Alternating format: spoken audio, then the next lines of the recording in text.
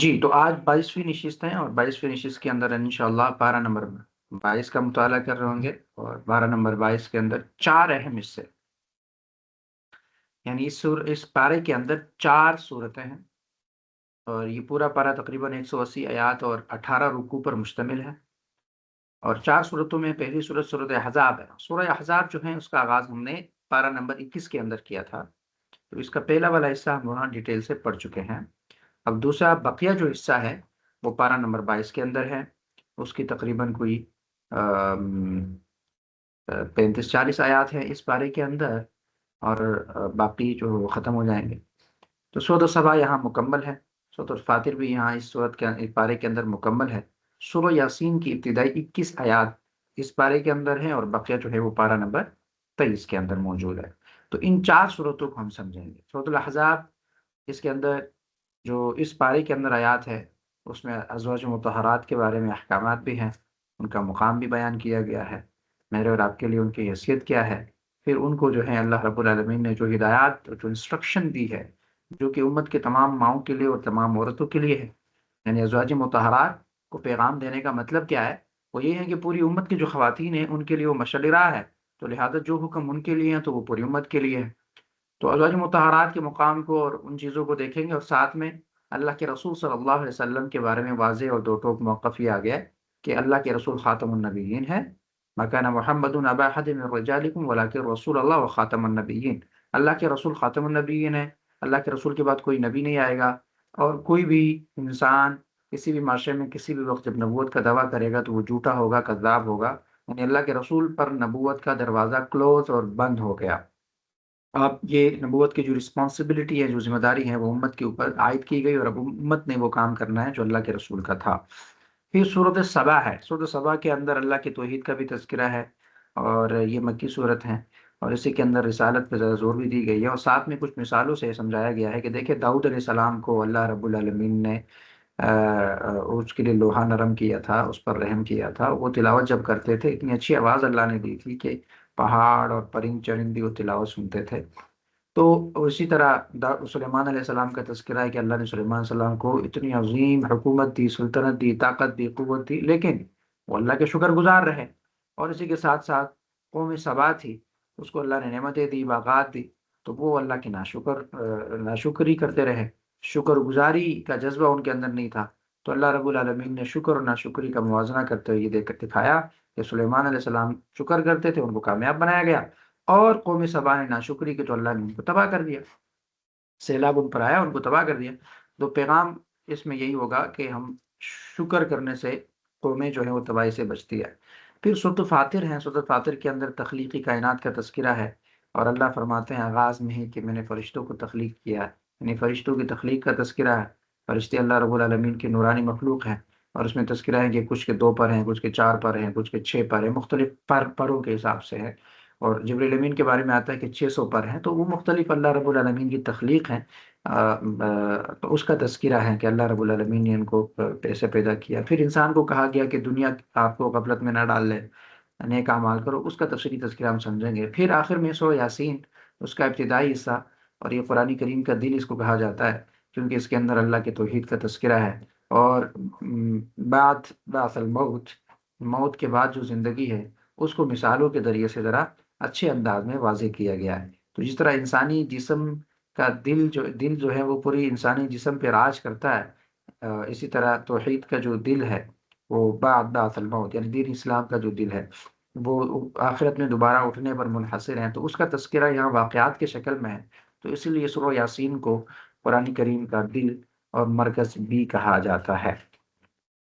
تو یہ آج کے نشست کے ہمارے انشاءاللہ اہم عنوانات ہوں گے، اور اسی کے ساتھ ایک دوسرے پس منظر میں یوں سمجھ لیجئے گا کہ صورت احزاب کے اندر ہمیں اطاعت اور ادب سکھایا گیا، کہ نبی کریم صلی اللہ علیہ وسلم کے گھرانے اور مومنین کے لیے جو معاشرتی اصول ہے وہ ہم انشاءاللہ سمجھیں گے، اور اسی کے ساتھ ساتھ حضرت سلیمان اور قوم سبا کا تقابلی جائزہ ہے شکر اور کفر کے مقابلے میں، اور اسی طرح فرشتوں کی تخلیق اور کائنات کا نظام یہ بیان کیا گیا سورۃ فاتر کے اندر، اور اسی طرح نبوت اور قیامت کے اسبات کو تفصیل سے سورۃ یاسین کے اندر بیان کیا گیا ہے۔ تو سورۃ الاحزاب میں نے پچھلے سیشن میں گفتگو کی تھی، پہلا حصہ وہاں گزر چکا ہے، جو دوسرا حصہ ہے یہ سورۃ احزاب دراصل مدنی صورت ہے، اور اس کی آیت نمبر 31 تا 73 یہ اس پارے کے اندر موجود ہے۔ یہ سورہ جو ہے یہ مدنی زندگی کے اہم ترین معاشرتی اصطلاحات کا تذکرہ کرتی ہے، اور ساتھ میں یہ منافقین کی سازشوں کو بے نقاب بھی کرتی ہے، اور اس کے سدباب پر بھی یہ مشتمل ہے۔ اس سورہ کے اندر مرکزی مضامین یہ ہیں کہ عظمت مصطفیٰ صلی اللہ علیہ وسلم کا تحفظ کیا گیا ہے، اور اس کے ساتھ ساتھ اسلامی معاشرے میں خواتین کا مقام بھی بیان کیا گیا ہے۔ اور یہ احزاب جو ہیں یہ حزب سے ہیں۔ حزب جو ہیں وہ گروہ کو کہتے ہیں، گروہ، جس طرح ہم کہتے ہیں حزب اللہ اور حزب الشیطان، یعنی شیطان کا گروہ اور اللہ کا گروہ۔ آپ سمجھ آ رہی ہے؟ تو احزاب کا مطلب یہ ہے کہ مدینہ کے اندر چھوٹے بڑے سب گروہ جمع ہو گئے تھے، اور وہ مدینہ کے اندر اسلام کو مغلوب کرنا چاہ رہے تھے، اور انہوں نے یہ پلان کیا تھا کہ اب کفر اور یہ مشرکین اور یہود سب متفق ہو گئے تھے کہ اب اسلام کو ختم ہونا ہے، اب مدینہ سے اسلامی ریاست کا خاتمہ ہونا ہے۔ تو وہ اس لیے جمع ہوئے تھے کہ اللہ کے رسول صلی اللہ علیہ وسلم اور ان کے ساتھیوں کو ختم کرے اور اسلام کا بول بالا ختم کرے۔ تو اس وقت یہ غزوہ خندق کی بات ہو رہی ہے۔ تو غزوہ خندق کا تذکرہ پچھلی آیات میں گزشتہ کل میں ہم نے کیا۔ تو یہ احزاب اس لیے ہے کہ یہ اس موقع پر نازل ہوئی تھی۔ اللہ رب العالمین نے پھر یہ یہودیوں اور منافقین سب کو شکست دے دی۔ غزوہ احزاب میں جب خندق کھودی گئی، پھر یہ آئے، پھر اللہ رب العالمین نے ہوا کے ذریعے سے اور ایسے مخلوق جو دکھتی نہیں تھی اس کے ذریعے سے ان کو شکست دے دی، اور وہ سب بھاگ گئے۔ ٹھیک ہے؟ تو یہ صورت احزاب اسی کا حصہ، اور اسی کے اندر باقی یہ تمام اصول بھی ہمیں بیان کیے گئے ہیں۔ تو اس پارے کا جو آغاز ہوتا ہے وہ ہے وَمَن یقنت، یعنی یہ جو پارہ ہے 22 نمبر پارہ، اس سے پہلے 21 نمبر پارے کے اختتام میں یعنی ازواج مطہرات کا تذکرہ آیا۔ ادھر میں نے آپ کو بتایا تھا کہ ازواج مطہرات کا مقام کیا ہے، یہ ہماری مائیں ہیں۔ پھر یہاں وہاں ایک تذکرہ ہے کہ ازواج مطہرات میں سے انہوں نے درخواست کی اللہ کے رسول سے کہ ہمیں مال و دولت اور یا یہ چیزیں دی جائے۔ تو اللہ رب العالمین کے رسول نے فرمایا کہ ٹھیک ہے، آپ جو ڈیمانڈ کرتے ہیں نا، آپ کی ڈیمانڈ قبول کی جائے گی۔ ٹھیک ہے، اب یا تو یہ اتنا مال لے لیں یا اللہ اور رسول کو چنیں۔ تو اما عائشہ کو جب کہا گیا، اس نے کہا میں اللہ کے رسول کو ہی چنتی ہوں، اس کے علاوہ مجھے کچھ نہیں چاہیے، مجھے نہ مال دولت کی ضرورت ہے نہ کسی اور کی چیز کی ضرورت ہے، تو مجھے تو صرف اللہ رسول کی ضرورت ہے۔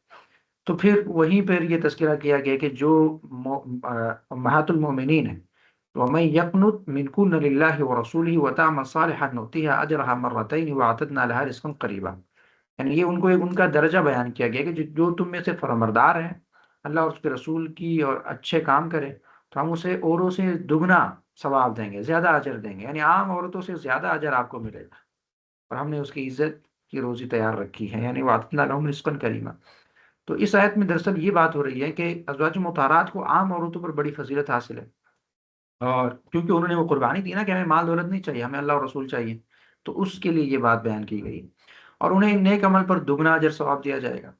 یہ بنیادی یہاں سے آغاز ہو رہا ہے، اور پھر کہا گیا کہ عزت کی روزی ملے گی، یعنی اس آیت سے ایک بات تو یہ معلوم ہوئی نا کہ حقیقی طور پر عزت کی روزی جنت کی نعمتیں ہیں۔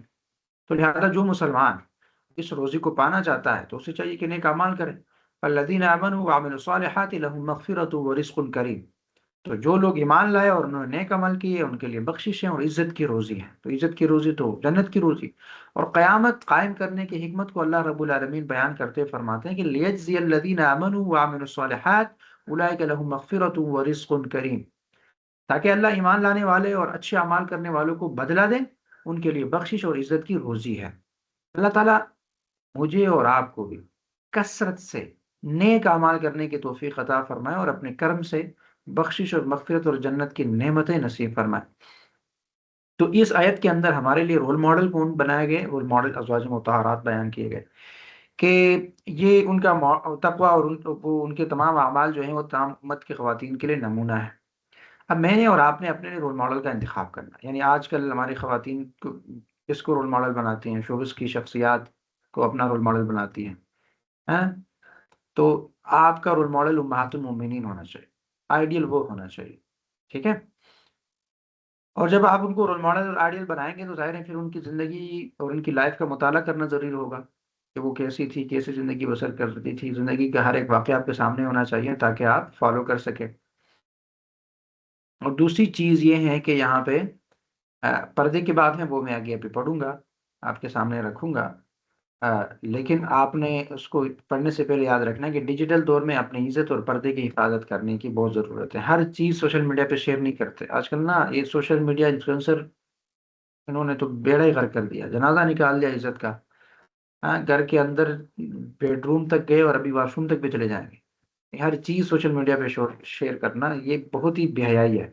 تو لہٰذا اپنی پردے کی حفاظت کرنا سوشل میڈیا پر ہر چیز شیئر کرنے کے لیے نہیں ہوتی، کیونکہ یہیں پہ اللہ رب العالمین نے، جیسے یہ کہا گیا کہ امہات المومنین کیا ہے جی، یہ آپ کے ماؤں کی طرح ہیں، یہ عام خواتین نہیں ہیں، تو اسی طرح پھر کچھ آداب بھی بیان کیے گئے اور بتایا گیا کہ وقرن فی بیوتکن ولا تبرجن تبرج الجاہلیت الاولی واقمن الصلاۃ واتین الزکاۃ واطعن اللہ ورسولہ انما یرید اللہ لیذہب عنکم الرجس اہل البیت ویطہرکم تطہیرا، اور اپنے گھروں میں ٹھہری رہو، قرن فی بیوتکن ولا تبرجن تبرج الجاہلیہ، اور بے پردہ نہ رہو جیسے اگلی جاہلیت کی بے پردگی تھی، واقمنا الصلاۃ نماز قائم کرو، واتین الزکاۃ زکوٰۃ ادا کرو، واطعنا اللہ ورسول و رسول کا حکم مانو، انما یرید اللہ لیذہب عنکم الرجس اہل البیت، اور اللہ یہی چاہتا ہے اے نبی کے گھر والوں کہ تم سے ہر ناپاکی دور فرما دے،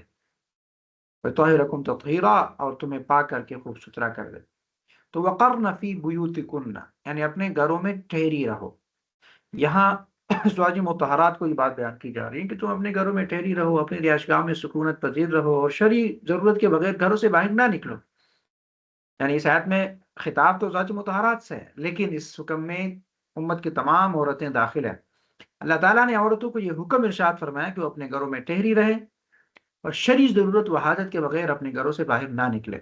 نبی اکرم صلی اللہ علیہ وسلم نے عورتوں کے اس عمل کو یا اس عمل کی فضیلت بھی بیان فرمائی۔ انس رضی اللہ تعالیٰ عنہ فرماتے ہیں کہ عورتیں رسول اللہ صلی اللہ علیہ وسلم کی بارگاہ میں حاضر ہوئی اور انہوں نے عرض کی، یا رسول اللہ، مرد اللہ کے راہ میں جہاد بھی کرتے ہیں، جہاد میں شریک ہو جاتے ہیں تو فضیلت لے جاتے ہیں، ہمارا تو کوئی ایسا عمل ہی نہیں ہے جسے ہم بجا لا کر مجاہدین کا درجہ پا سکیں۔ تو اللہ کے رسول صلی اللہ علیہ وسلم نے ارشاد فرمایا کہ تم میں سے جو اپنے گھر میں ٹھہری رہے ان مجاہدین کا درجہ پائیں گے جو اللہ کے راہ میں جہاد کرتے ہیں۔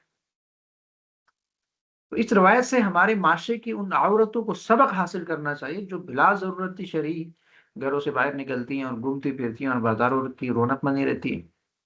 اگر یہ عورتیں گھروں میں رہیں تو ان کو اللہ سبحانہ و تعالی کی راہ میں جہاد کرنے والے مجاہدین کی طرح ثواب جو ہے وہ ملے گا۔ تو یاد رہیں کہ دین اسلام میں عورت کو گھر میں ٹھہری رہنے کا جو حکم دیا گیا ہے نا، اس سے مقصود ہرگز یہ نہیں ہے کہ دین اسلام عورتوں کے لیے چاہتا ہے کہ جس طرح پرندے پنجروں میں اور جانور باڑے میں زندگی بسر کرتے ہیں، اسی طرح عورت بھی پرندوں اور جانوروں کی طرح زندگی بسر کرے، بلکہ اسے یہ حکم اس لیے دیا گیا ہے کہ اس میں اس کی عزت اور عصمت کا تحفظ زیادہ ہے۔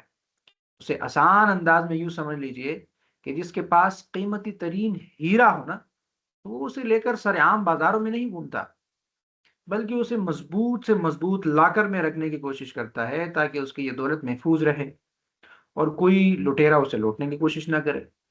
اور اس کا یہ عمل جو ہے وہ عقل سلیم رکھنے والے کی نظر میں بہت اچھا اور قابل تعریف ہے، اور اس کے بجائے اگر وہ شخص اپنا قیمتی ترین ہیرا لے کر سرعام بازاروں میں گھومنا شروع کر دے اور لوگوں کی نظریں اس کی ہیرے پر آسانی سے پڑتی رہے، تو عین ممکن ہے کہ اسے دیکھ کر کسی کی نیت خراب ہو جائے اور وہ اسے لوٹنے کی کوشش کرے۔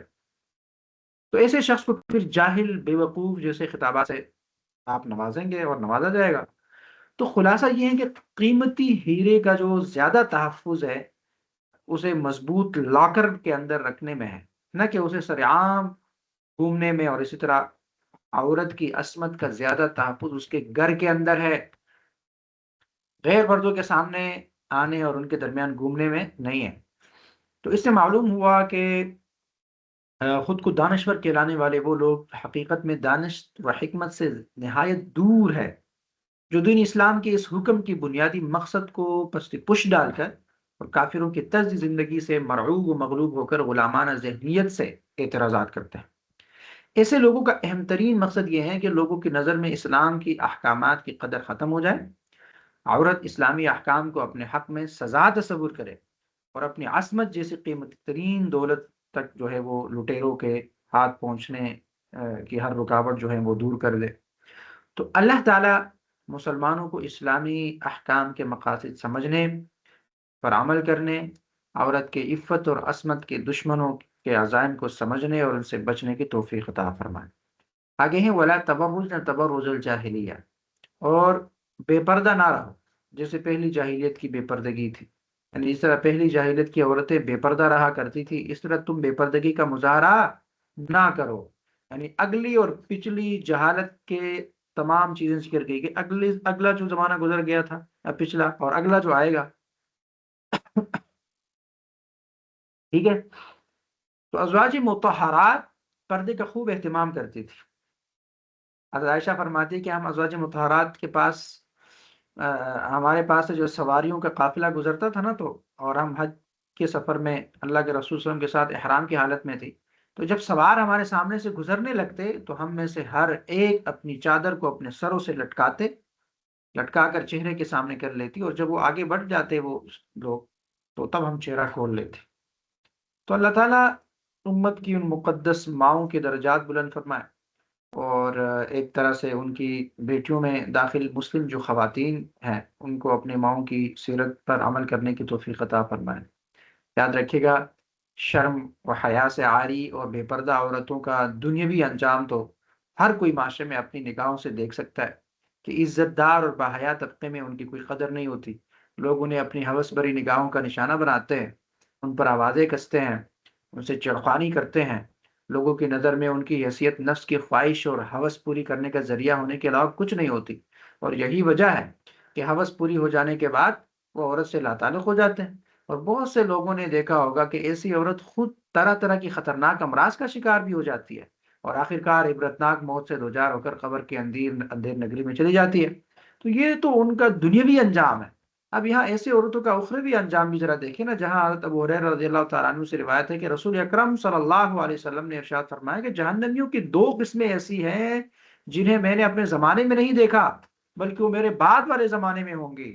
نمبر ایک، وہ لوگ جن کے پاس گائے کی دم کی طرح کوڑے ہوں گے جن سے وہ لوگوں کو ناحق ماریں گے۔ نمبر دو، وہ عورتیں جو لباس پہننے کے باوجود ننگی ہوں گی، مائل کرنے والی اور مائل ہونے والی ہوں گی، ان کی سر موٹی اونٹیوں کے کوہانوں کی طرح ہوں گے، یہ نہ جنت میں جائیں گے اور نہ جنت کی خوشبو پائیں گے، حالانکہ اس کی خوشبو بہت دور سے آتی ہے لیکن یہ ان سے بھی محروم ہوں گی۔ یعنی یہاں اس حدیث کے اندر عورتوں کے تین کام بیان ہوئے۔ کتنے کام؟ تین کام۔ پہلا کام کیا ہے؟ لباس پہننے کے باوجود ننگی ہوں گی، یعنی اپنے بدن کا کچھ حصہ چھپائیں گی اور کچھ حصہ ظاہر کریں گی تاکہ ان کا حسن جمال ظاہر ہو، اور اتنا باریک لباس پہنیں گی جس سے ان کا جسم ویسے ہی نظر آئے گا۔ تو یہ اگرچہ کپڑے پہنے ہوں گے لیکن در حقیقت یہ ننگی ہوں گی۔ دوسری بات کیا ہے کہ مائل کرنے والی اور مائل ہونے والی ہوں گی، یعنی لوگوں کے دلوں کو اپنی طرف مائل کریں گی اور خود ان کی طرف مائل ہوں گی، یا دوپٹہ اپنے سر سے اور برقع اپنے منہ سے ہٹا دیں گی تاکہ ان کے چہرے ظاہر ہو، یا اپنے باتوں یا گانے سے لوگوں کو اپنی طرف مائل کریں گی اور خود ان کی طرف مائل بھی ہو جائیں گی۔ تیسری بات کیا کی کہ ان کے سر موٹی اونٹیوں کی یا اونٹیوں کی کوہانوں کی طرح ہوں گے۔ اس جملے کے تشریحات تو بہت ہو سکتے ہیں لیکن بہتر تشریح یہ ہے کہ وہ عورتیں راہ چلتے وقت شرم سے سر نیچا نہ کریں گی بلکہ بے حیائی سے اونچی گردن سر اٹھائے ہر طرف دیکھتی لوگوں کو گورتی چلیں گی، جیسے آپ نے دیکھا ہے اونٹ کے تمام جسم میں کوہان سب سے اونچا ہوتا ہے، ایسے ہی ان عورتوں کے ساتھ اونچے ہوتے ہیں، جب بھی یہ جاتے ہیں تو ادھر ادھر دیکھتے ہیں۔ تو اگر غور کیا جائے ان تینوں میں سے وہ کون سی ایسی صورت ہیں جو میرے اور آپ کے معاشرے کے عورتوں میں نہیں پائی جاتی ہیں؟ ہمارے جو غیب کی خبریں دینے والے محمد مصطفیٰ صلی اللہ علیہ وسلم تھے، صدیوں پہلے انہوں نے جو خبر دی تھی وہ آج حرف بحرف پوری ہوتی نظر آ رہی ہے۔ ہمارے معاشرے کی عورتوں کا حال یہ ہے کہ وہ لباس ایسے پہنتی ہے جس سے ان کے جسم کا کچھ حصہ ڈھکا ہوتا ہے، کچھ ننگا ہوتا ہے، یا ان کا لباس اتنا باریک ہوتا ہے جس سے ان کے جسم کی رنگت صاف نظر آ رہی ہوتی ہے، یا ان کا لباس جو ہے وہ جسم پر اتنا فٹ ہوتا ہے جس سے ان کی جسمانی ساخت نمایاں طور پر ابھری ہوئی سامنے نظر آتی ہے۔ تو یہ بظاہر تو کپڑے پہنے ہوئے ہیں لیکن در حقیقت ننگی ہے، کیونکہ لباس پہننے سے مقصود جسم کا چھپانا ہوتا ہے اور جسم کے ساخت کو نمایاں ہونے سے بچانا ہوتا ہے، اور ان کے لباس سے تو چونکہ یہ مقصود حاصل نہیں ہو رہا تو اس لیے وہ ایسی ہیں جیسے انہوں نے لباس پہنا ہی نہیں ہے، اور ان کے چلنے بولنے اور دیکھنے کا انداز ایسا ہوتا ہے جیسے وہ لوگوں کے دلوں کو اپنی طرف مائل کر رہی ہوتی ہے، اور یعنی خود کا حال بھی ان کا یہی ہوتا ہے کہ غیر مردوں کی طرف بہت مائل ہوتی ہے۔ دوپٹے میں ان کے سر، یعنی ان کے سروں سے دوپٹے غائب ہوتے ہیں، برقع پہننے والی نقاب منہ سے ہٹا کر چلتی ہے تاکہ لوگوں کو ان کا چہرہ جو ہے وہ لوگ ان کا چہرہ دیکھ سکیں۔ تو ایسی عورتوں کو اللہ سبحانہ و تعالیٰ کے عذاب اور جہنم کی خوفناک سزاؤں سے ڈرنا چاہیے۔ اللہ سبحانہ و تعالیٰ ہماری تمام عورتوں کو ہدایت دے اور عقل سلیم عطا فرمائے، اور اپنی بگڑی ہوئی حالت سدھارنے کی ہمیں توفیق عطا فرمائے۔ جو اسپیشلی ہماری حجابی خواتین ہیں، ان کا بھی الگ ایک ٹرینڈ یہ چل رہا ہوتا ہے۔ ایک تو چلے وہ پردہ نہیں کرتی، جن کا تو میں نے تذکرہ کیا ہے، لیکن جو حجابی ہیں، جو پردہ کرتی ہے، جو تھوڑا سا مذہبی رجحان رکھتی ہے، ان کا بھی ٹرینڈ آج کل یہ نکلا ہے کہ جو ابائے مارکیٹ میں آئے ہیں نا، تو وہ پردے سے زیادہ بے پردگی ہے۔ جو ٹرینڈز کو فالو کرتے ہیں، اس طرح کی چست ابائے پہن کے نکلتے ہیں، اور اس طرح کے اس کے اوپر گلوکاری اور پتہ نہیں کیا کیا ڈیزائن، تو اس پردے کا کیا فائدہ ہوا کہ آپ نے اس کو اوپر پہن لیا، تو اس کے اوپر جو ڈیزائن ہے اور جو چیزیں ہیں جو لوگوں کو اپنی طرف متوجہ کرتی ہے، تو یہ کیسا پردہ ہوا؟ بات سمجھ رہے ہیں؟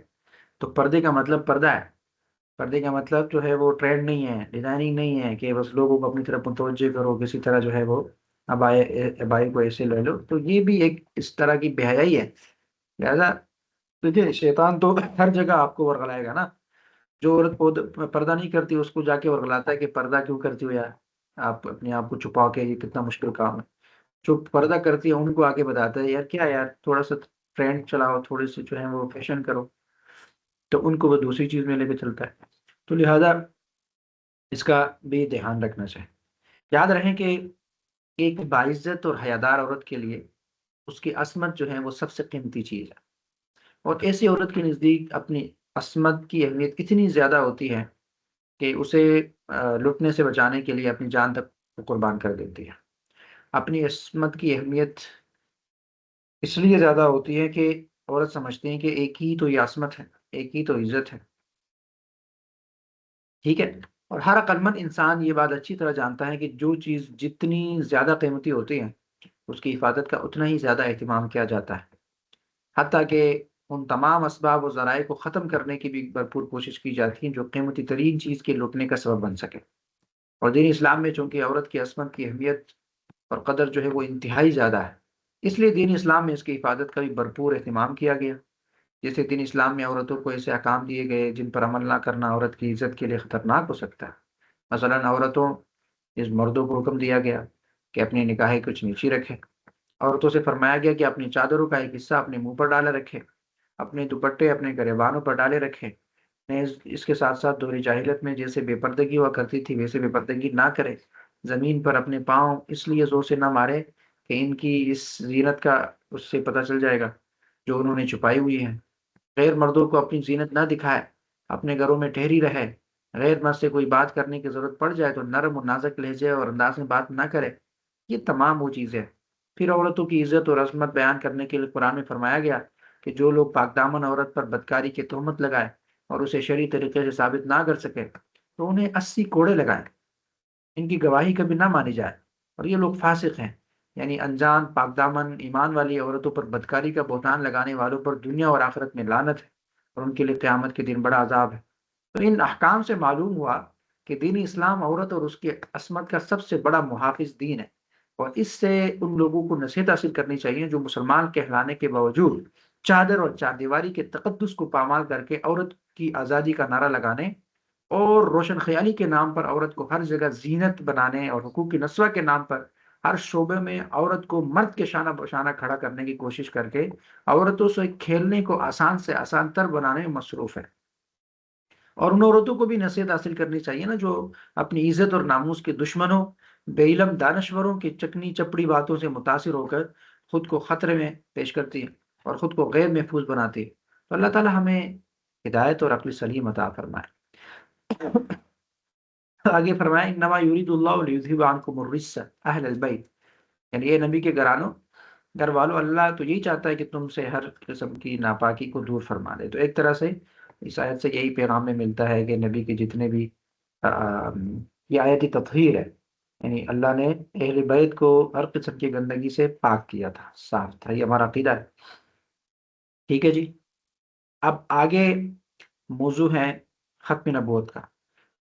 اللہ کے رسول نے فرمایا ما کان محمد نبا احد من رجالکم ولکن رسول اللہ وخاتم النبیین، محمد مصطفیٰ صلی اللہ، اچھا اس سے پہلے یہ خاتم النبیین سے پہلے ایک اہم موضوع ہے جو کہ یہاں سلائڈ پہ میں نے شاید نہیں لکھا، بھی مجھے یاد آ گیا، وہ یہ ہے کہ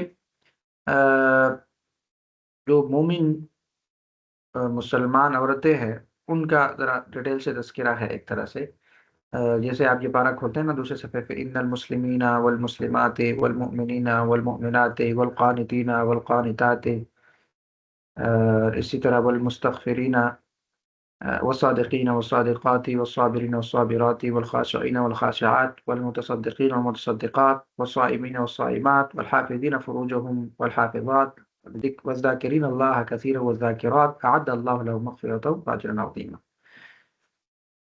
یعنی اسماء بن امیس رضی اللہ تعالیٰ عنہ جو اپنے شوہر حضرت جعفر بن ابی طالب کے ساتھ حبشہ واپس آئی نا، تو ازواج مطہرات سے مل کر انہوں نے سوال کیا کہ کیا عورتوں کے بارے میں کوئی آیت نازل ہوئی ہے قرآن میں؟ تو ان کو جواب دیا گیا کہ نہیں. تو حضرت اسماء نے اللہ کے رسول صلی اللہ علیہ وسلم سے عرض کیا یا رسول اللہ، عورتیں تو بڑے نقصان میں ہیں. تو اللہ کے رسول نے فرمایا کہ کیوں؟ عرض کیا کہ ان کا ذکر تو قرآن میں خیر کے ساتھ ہوتا ہی نہیں ہے جیسا کہ مردوں کا ہوتا ہے. تو اس پر پھر یہ آیت نازل ہوئی. اس آیت میں مردوں کے ساتھ عورتوں کے جو 10 مراتب بیان ہوئے نا، وہ یہ ہیں کہ وہ مرد اور عورتیں جو کلمہ پڑھ کر اسلام میں داخل ہوئی اور انہوں نے اللہ کے احکام کی اطاعت کی اور ان کے احکام کو سر تسلیم خم کیا، ان المسلمین والمسلمات. اور پھر وہ مرد اور عورتیں جنہوں نے اللہ رب العالمین کی وحدانیت اور نبی کریم صلی اللہ علیہ وسلم کی رسالت کی تصدیق کی اور تمام ضروریات دین کو مان لیا. اور پھر وہ مرد اور عورتیں جنہوں نے عبادت پر مداومت اختیار کی اور انہیں ان کے حدود و شرائط کے ساتھ قائم کیا. پھر وہ مرد اور عورتیں جو اپنی نیت قول و فعل میں سچے ہیں، صادقین. پھر وہ مرد اور عورتیں جنہوں نے نفس پر انتہائی دشوار ہونے کے باوجود اللہ تعالیٰ کی رضا کے لیے اطاعتوں کی پابندی کی، ممنوعات سے بچتے رہے، مسائب و آلام میں بے قراری اور شکایت کا مظاہرہ نہ کیا. پھر وہ مرد اور عورتیں جنہوں نے اطاعتوں اور عبادتوں میں اپنے دل اور اعضاء کے ساتھ عاجزی اور انکساری کی. پھر وہ مرد اور عورتیں جنہوں نے اللہ تعالیٰ کے عطا کیے ہوئے مال میں سے اس کے راہ میں نفلی اور فرض صدقات دیے. پھر وہ مرد اور عورتیں جنہوں نے فرض روزے رکھے اور نفلی روزے بھی رکھے، ٹھیک ہے. اور وہ مرد اور عورتیں جنہوں نے اپنی عفت اور پارسائی کو محفوظ رکھا، جو حلال نہیں ہے اس سے بچے. پھر وہ مرد اور عورتیں جو اپنے دل و زبان کے ساتھ کثرت سے اللہ تعالیٰ کا ذکر کرتے ہیں. تو خلاصہ یہ ہے کہ جو عورتیں اسلام، ایمان اور اطاعت میں قول اور فعل کے سچا ہونے میں، صبر، عاجزی، انکساری اور صدقہ و خیرات کرنے میں، روزہ رکھنے اور اپنی عفت اور پارسائی کی حفاظت کرنے میں اور کثرت کے ساتھ اللہ کا ذکر کرنے میں مردوں کے ساتھ ہے، تو ایسے مردوں اور عورتوں کے لیے اللہ تعالیٰ نے ان کے اعمال کے جزا کے طور پر بخشش اور بڑا ثواب جو ہے وہ اللہ نے تیار رکھا ہے. ٹھیک ہے، یہ تذکرہ جو ہے وہ سلائڈ میں شاید بھول گیا ہوں، وہ نہیں آ سکا. آگے جو ہے وہ پھر ختم نبوت کا تذکرہ ہے. ما کان محمد ابا احد من رجالکم ولکن رسول اللہ وخاتم النبیین. محمد مصطفیٰ صلی اللہ علیہ وسلم تمہارے مردوں میں کسی کا باپ نہیں ہے، وہ اللہ کے رسول ہیں اور سب مومنوں میں پچھلے، اور اللہ وخاتم النبی، مکان اللہ بکل شیء علیما، اور اللہ سب کچھ جانتا ہے. تو محمد تمہارے مردوں میں کسی کے باپ نہیں. یہ واقعہ ایسا ہوا کہ جب سرکاری دو عالم محمد مصطفیٰ صلی اللہ علیہ وسلم نے حضرت زینب رضی اللہ تعالیٰ عنہ سے نکاح فرمایا، تو کفار اور منافقین یہ کہنے لگے کہ آپ نے اپنے بیٹے کی جو بیوی ہے اس سے نکاح کر لیا. تو اس پر یہ آیت نازل ہوئی، ارشاد فرمایا گیا کہ اللہ کے رسول جو ہے وہ کسی کے باپ تو نہیں ہے. حضرت زید کہ تو آپ رسول صلی اللہ علیہ وسلم حقیقی باپ نہیں ہے کہ ان کی منکوحہ جو ہے وہ آپ کے لیے حلال نہیں. یاد رہے کہ حضرت قاسم، طیب، طاہر اور ابراہیم یہ اللہ کے رسول کے حقیقی فرزند تھے، مگر وہ یہ اس عمر کو نہیں پہنچے تھے، یعنی انہیں رجال یعنی مرد نہیں کہہ سکتے کہ بچپن میں وہ کیا ہو گئے، وفات پا گئے. تو اس لیے کہا کہ مردوں میں سے کسی کے باپ نہیں ہے، یعنی باپ ہونے کی نفی ہے. ولاکر رسول اللہ، یعنی زید رضی اللہ تعالیٰ عنہ کو منہ بولے بیٹے تھے نا، لیپالک تھے. تو پھر آپ نے پچھلے آیت میں دیکھا، کل کے سبق میں نے پڑھا تھا کہ اللہ نے کہا کہ یہ جو لیپالک بندے ہیں، بچے ہیں، یا یہ جو منہ بولے بیٹے ہیں، یہ نہ میراث میں شامل ہیں اور نہ یہ آپ کے بچے بنتے ہیں. ٹھیک ہے، تو اسی لیے جب وہ بچے نہیں بنتے تو اس کی بیوی سے نکاح ہو سکتا ہے نا، وہ تو آپ کے بچے نہیں ہیں. تو ولاکر رسول اللہ، یہ تو اللہ کے رسول ہے. اور آخر میں کہا کہ وہ خاتم النبیین، یہ کیا ہے؟ تو خاتم النبیین ہے، یعنی نبی کریم صلی اللہ علیہ وآلہ وسلم آخری نبی ہے، اور نبی کریم صلی اللہ علیہ وسلم کی جو نبوت ہے خاتم النبیین، یہ قطعیت کے ساتھ کہا گیا، یعنی محمد صلی اللہ علیہ وسلم آخری نبی ہے، آپ کے بعد کوئی نبی نہیں آئے گا، اور نبوت آپ پر ختم ہو گئی، اور آپ کی نبوت کے بعد کسی کو نبوت نہیں مل سکتی، حتیٰ کہ جب حضرت عیسیٰ علیہ السلام نازل ہوں گے، اگرچہ نبوت وہ پہلے پا چکے ہیں، مگر نزول کے بعد وہ نبی کریم صلی اللہ علیہ وسلم کی شریعت پر عمل پیرا ہوں، ایک طرح سے وہ اللہ کے رسول کی امتی ہوں، اور وہ اسی شریعت پر حکم بھی کریں گے، اور آپ ہی کے قبلہ یعنی کعبہ مقدمہ کی طرف وہ نماز پڑھیں گے۔ تو نبی کریم صلی اللہ علیہ وسلم کا آخری نبی ہونا یہ قطعی ہے، اور یہاں سے عقید ختم نبوت کو ہمیں سمجھنا چاہیے۔ یاد رہے، اللہ کے رسول صلی اللہ علیہ وسلم کا آخری نبی ہونا یہ قطعی ہے، اور یہ قطعیت قرآن و حدیث اور اجماع امت سے بالکل ثابت ہے۔ قرآن مجید کے صریح آیت بھی موجود ہیں، اور حدیث تواتر یعنی حدیث تو تواتر کی حد تک اس میں پہنچی ہوئی اور موجود ہے، اور امت کا اجماع بھی قطعی ہے، یعنی اس سے یہ ثابت ہوتا ہے کہ اللہ کے رسول صلی اللہ علیہ وسلم سب سے آخری نبی ہے، اور اس کے بعد کوئی نبی ہونے والا یا کوئی نبی آنے والا نہیں ہے۔ جو حضور نبی کریم صلی اللہ علیہ وسلم کی نبوت کے بعد کسی اور کو نبوت ملنے کا اگر کوئی بھی اس کے ارادہ کرے یا کوئی بات کرے کہ ہاں مجھے نبوت مل گئی ہے، تو وہ خبری نبوت کا منکر ہیں، وہ کافر ہیں، وہ کذاب ہیں، وہ اسلام سے خارج ہیں۔ نبی کریم صلی اللہ علیہ وسلم کے آخری نبی ہونے سے متعلق کئی حدیث ہیں۔ ابو ہریرہ فرماتے ہیں کہ اللہ کے رسول نے فرمایا، میری مثال اور مجھ سے پہلے انبیاء کی مثال اس شخص کی طرح ہے جس نے بہت حسین و جمیل ایک گھر بنایا، مگر اس کے ایک کونے میں ایک اینٹ کی جگہ چھوڑ دی۔ لوگ اس کے گرد گھومنے لگے اور تعجب سے کہنے لگے کہ اس نے یہ اینٹ کیوں نہ رکھی۔ پھر آپ صلی اللہ علیہ وسلم نے ارشاد فرمایا کہ میں قصر نبوت کی وہ اینٹ ہوں، اور میں خاتم النبیین، یعنی میں وہ اینٹ ہوں جو رکھی گئی، اور نبوت کے جو عمارت تھی وہ کمپلیٹ ہو گئی، اب اس کے بعد کسی اینٹ کی ضرورت ہی نہیں ہے، تو اس کا مطلب میں آخری نبی ہوں، خاتم النبی ہوں۔ حضرت ثوبان رضی اللہ تعالیٰ عنہ سے روایت ہے کہ رسول اللہ نے ارشاد فرمایا، بے شک اللہ عز و جل نے میرے لیے تمام روئی زمین کو لپیٹ دیا، اور میں نے اس مشرق اور مغرب کو دیکھ لیا، اور اس حدیث کے آخر میں فرمایا کہ عن قریب میری امت میں 30 کذاب ہوں گے، کتنے؟ 30 کذاب ہوں گے، اور ان میں سے ہر ایک یہ گمان کرے گا کہ وہ نبی ہے، حالانکہ میں خاتم النبیین ہوں، میرے بعد کوئی نبی نہیں ہے، انا خاتم النبیین لا نبی بعدی، میرے بعد کوئی نبی نہیں آئے گا۔ اور اسی طرح ابو ہریرہ فرماتے ہیں کہ اللہ کے رسول نے ارشاد فرمایا، مجھے 6 وجوہ سے باقی انبیاء پر فضیلت دی گئی ہے۔ نمبر 1، مجھے جامع کلمات عطا کیے گئے ہیں۔ نمبر 2، رعب یعنی رعب سے میری مدد کی گئی۔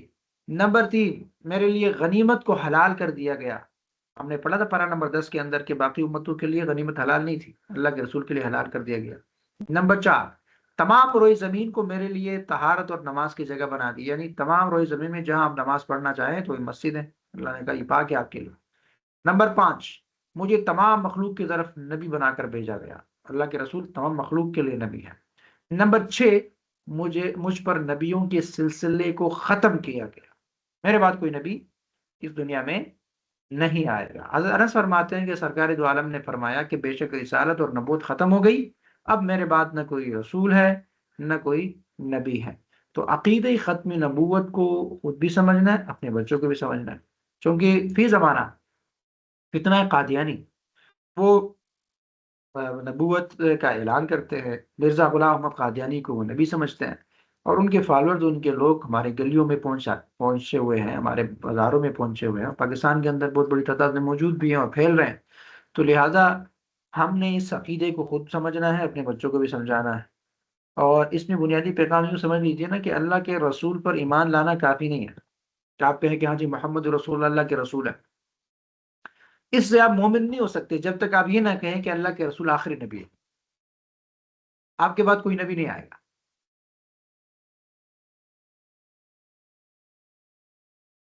ٹھیک ہے؟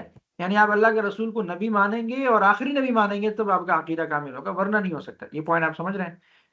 کیونکہ قادیانی بھی اللہ کے رسول کو نبی مانتے ہیں لیکن آخری نبی نہیں مانتے، بات سمجھ رہے ہیں؟ اسی لیے وہ یہ کلمہ بھی پڑھتے ہیں، ان کی مسجد کا نام مسجد ہوتا ہے، ہیں، ان کی داڑیاں بھی ہمارے مسلمانوں کی طرح بڑی بڑی داڑیاں ہوتی ہیں، وہی پگڑی باندھتے ہیں۔ وہ کہتے ہیں یہ بھی اللہ کے نبی ہیں، لیکن اس کے بعد نبی کا سلسلہ ختم نہیں ہوا۔ اور وہ کہہ رہے ہیں غلام احمد قادیانی نیا نبی آیا۔ اور غلام احمد قادیانی چونکہ انگریز کا پٹھو تھا، انگریز نے اس کو تخلیق کیا، بنایا، اور انہیں نبوت کا دعویٰ کیا، اور وہ اس کا بنیادی فلسفہ یہ تھا کہ جہاد کو ختم کیا جائے۔ انہوں نے اسلام کے بنیادی احکامات کو ختم کیا۔ اب مغرب کو سب سے بڑا مسئلہ کس سے ہے؟ جہاد سے ہے۔ جو اس کے سامنے ڈٹ کے کھڑا ہوتا ہے اس سے ان کو مسئلہ ہے۔ آپ سمجھ رہے ہیں؟ تو وہ کہہ رہے ہیں جناب علی ایسے لوگ تو سامنے نہیں ہونے چاہیے۔ تو اس کے لیے ان کو لگا مغرب، دیکھیں ابھی تک جو 1400 سال ہو گئے نا، مغرب کو ایک بات کی سمجھ آ جائے کہ جہاد کے میدان میں مسلمانوں کے ساتھ نہ نہیں ہو سکتے۔ تو جو میدانی جہاد تھی نا، اس میں تو مسلمان ابھی ٹاپ پہ ہیں۔ ابھی تو فضائی جہاد ہو گئی، لیکن یہ ہے کہ اس وقت غلام احمد قادیانی کو انہوں نے لانچ کیا تو ان کو ٹاس یہ دیا تھا کہ آپ نے ایک تو جہاد کو ختم کرنا ہے۔ تو اس نے اپنی کتابوں میں یہ لکھا کہ جہاد کا حکم منسوخ ہو گئی۔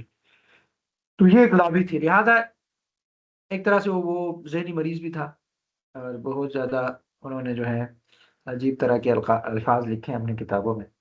بہرحال بنیادی پیغام یہ سمجھانا چاہ رہا ہوں کہ اللہ کے رسول کے زمانے میں مسیلمہ بن الکذاب نے نبوت کا دعویٰ کیا تھا، اللہ کے رسول کے حکم سے اس کا سر تن سے جدا کر دیا گیا۔ اس کے بعد بھی بہت سارے لوگوں نے یہ کام کیا تو اس کا بھی سر تن سے جدا کیا گیا ہے۔ نبوت کے معاملے میں کوئی کمپرومائز نہیں ہے۔ اللہ نے واضح حکم دیا ہے کہ اللہ کے رسول آخری نبی ہیں، اس کے بعد کوئی نبی نہیں آئے گا۔ اللہ کے رسول نے کہا کہ 30 لوگ ہوں گے جو دعویٰ کریں گے، تو اس کا مطلب ہے کہ لوگ دعویٰ کرتے رہیں گے۔ ہم نے اپنی اللہ کے رسول کی سیرت کو مضبوطی سے پکڑ کے رکھنا ہے۔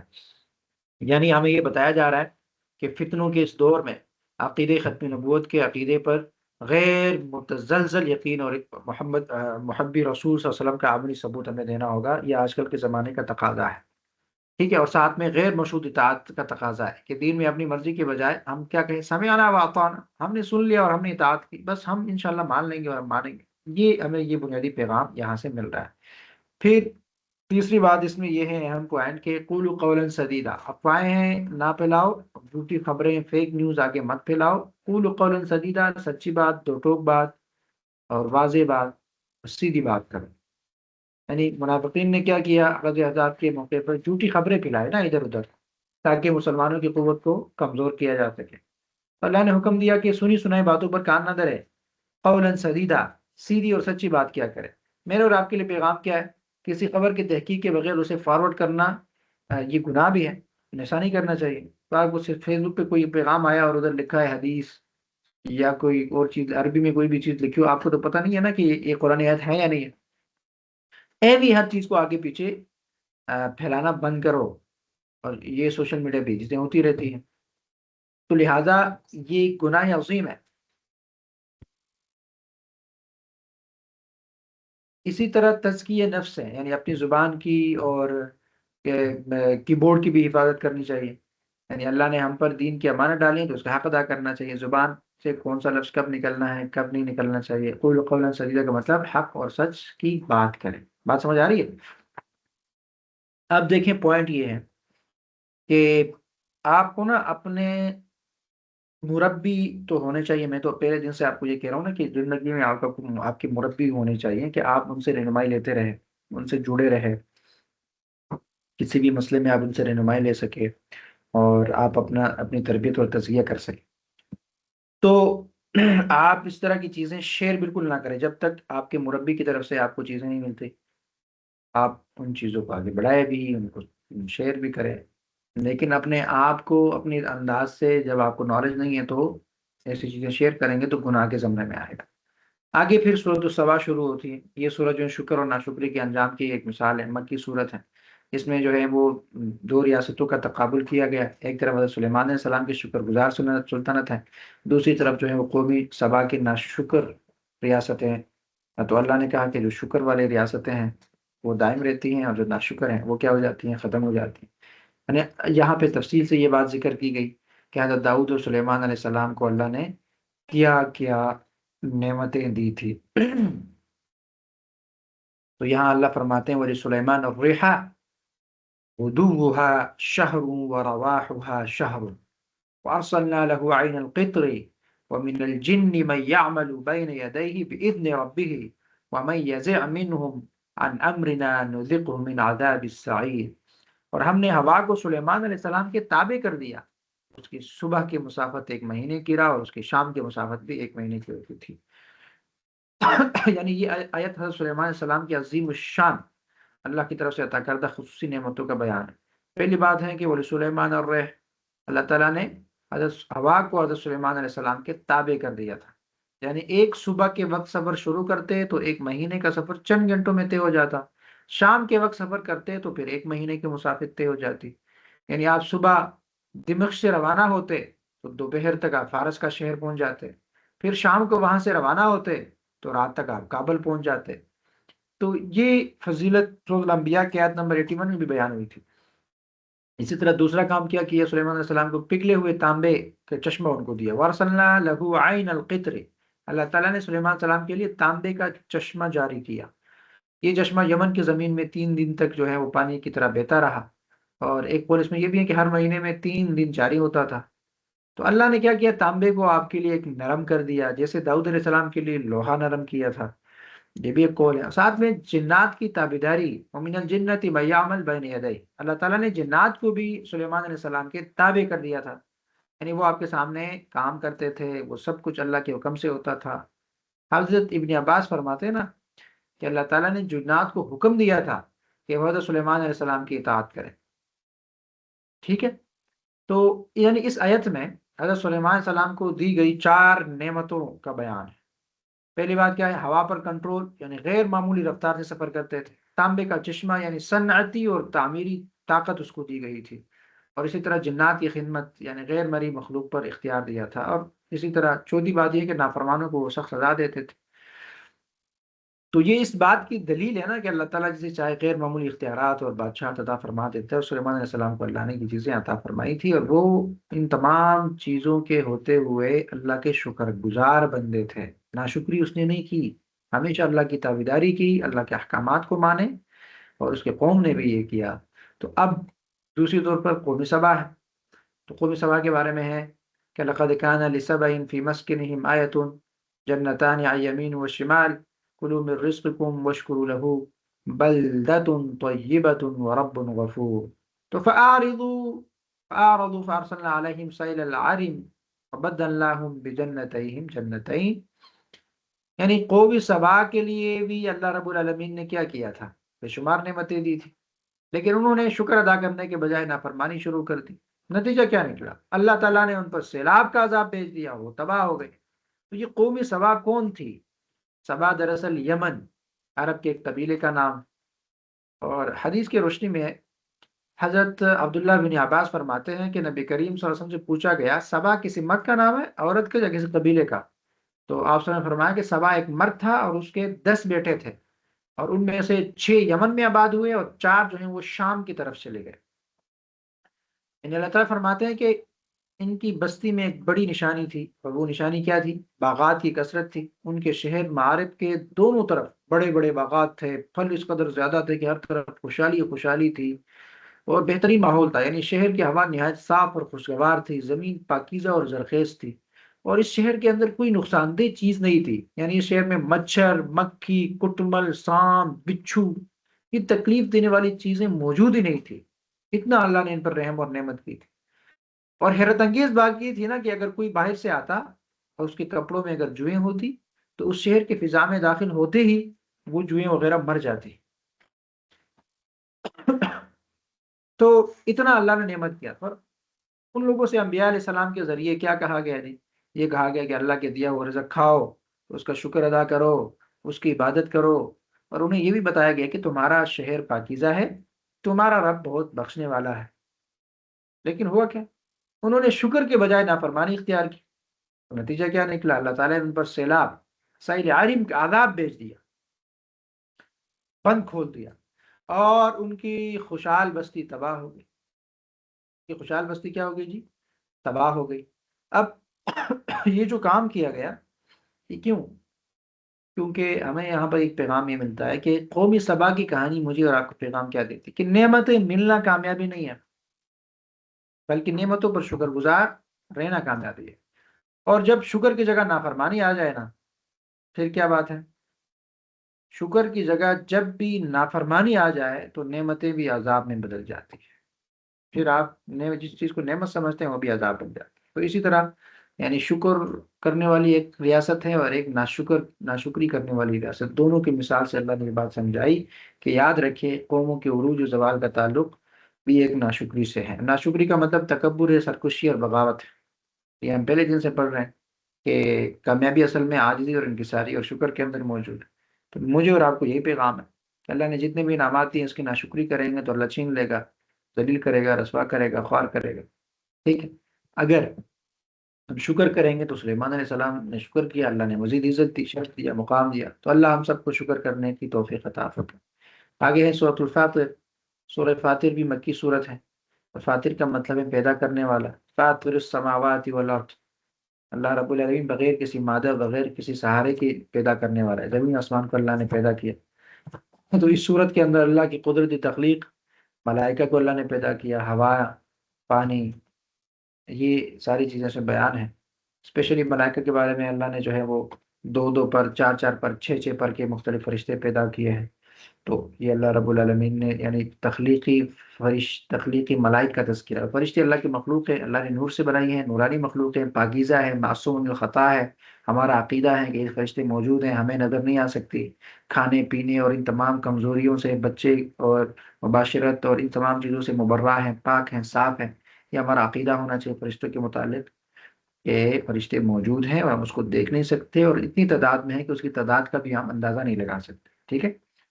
پھر مرکزی مضمون اس صورت کا کیا ہے کہ کائنات کا ذرہ ذرہ اللہ کی توحید کی گواہی دے رہا ہے، اس میں اللہ کچھ مثالیں بھی دے رہا ہوگا۔ آغاز اس کا فرشتوں کی تخلیق سے ہوتا ہے۔ پھر آگے اللہ رب العالمین فرماتے ہیں کہ یا ایھا الناس ان وعد اللہ حق فلا تغرنکم الحیات الدنیا ولا یغرنکم باللہ الغرور۔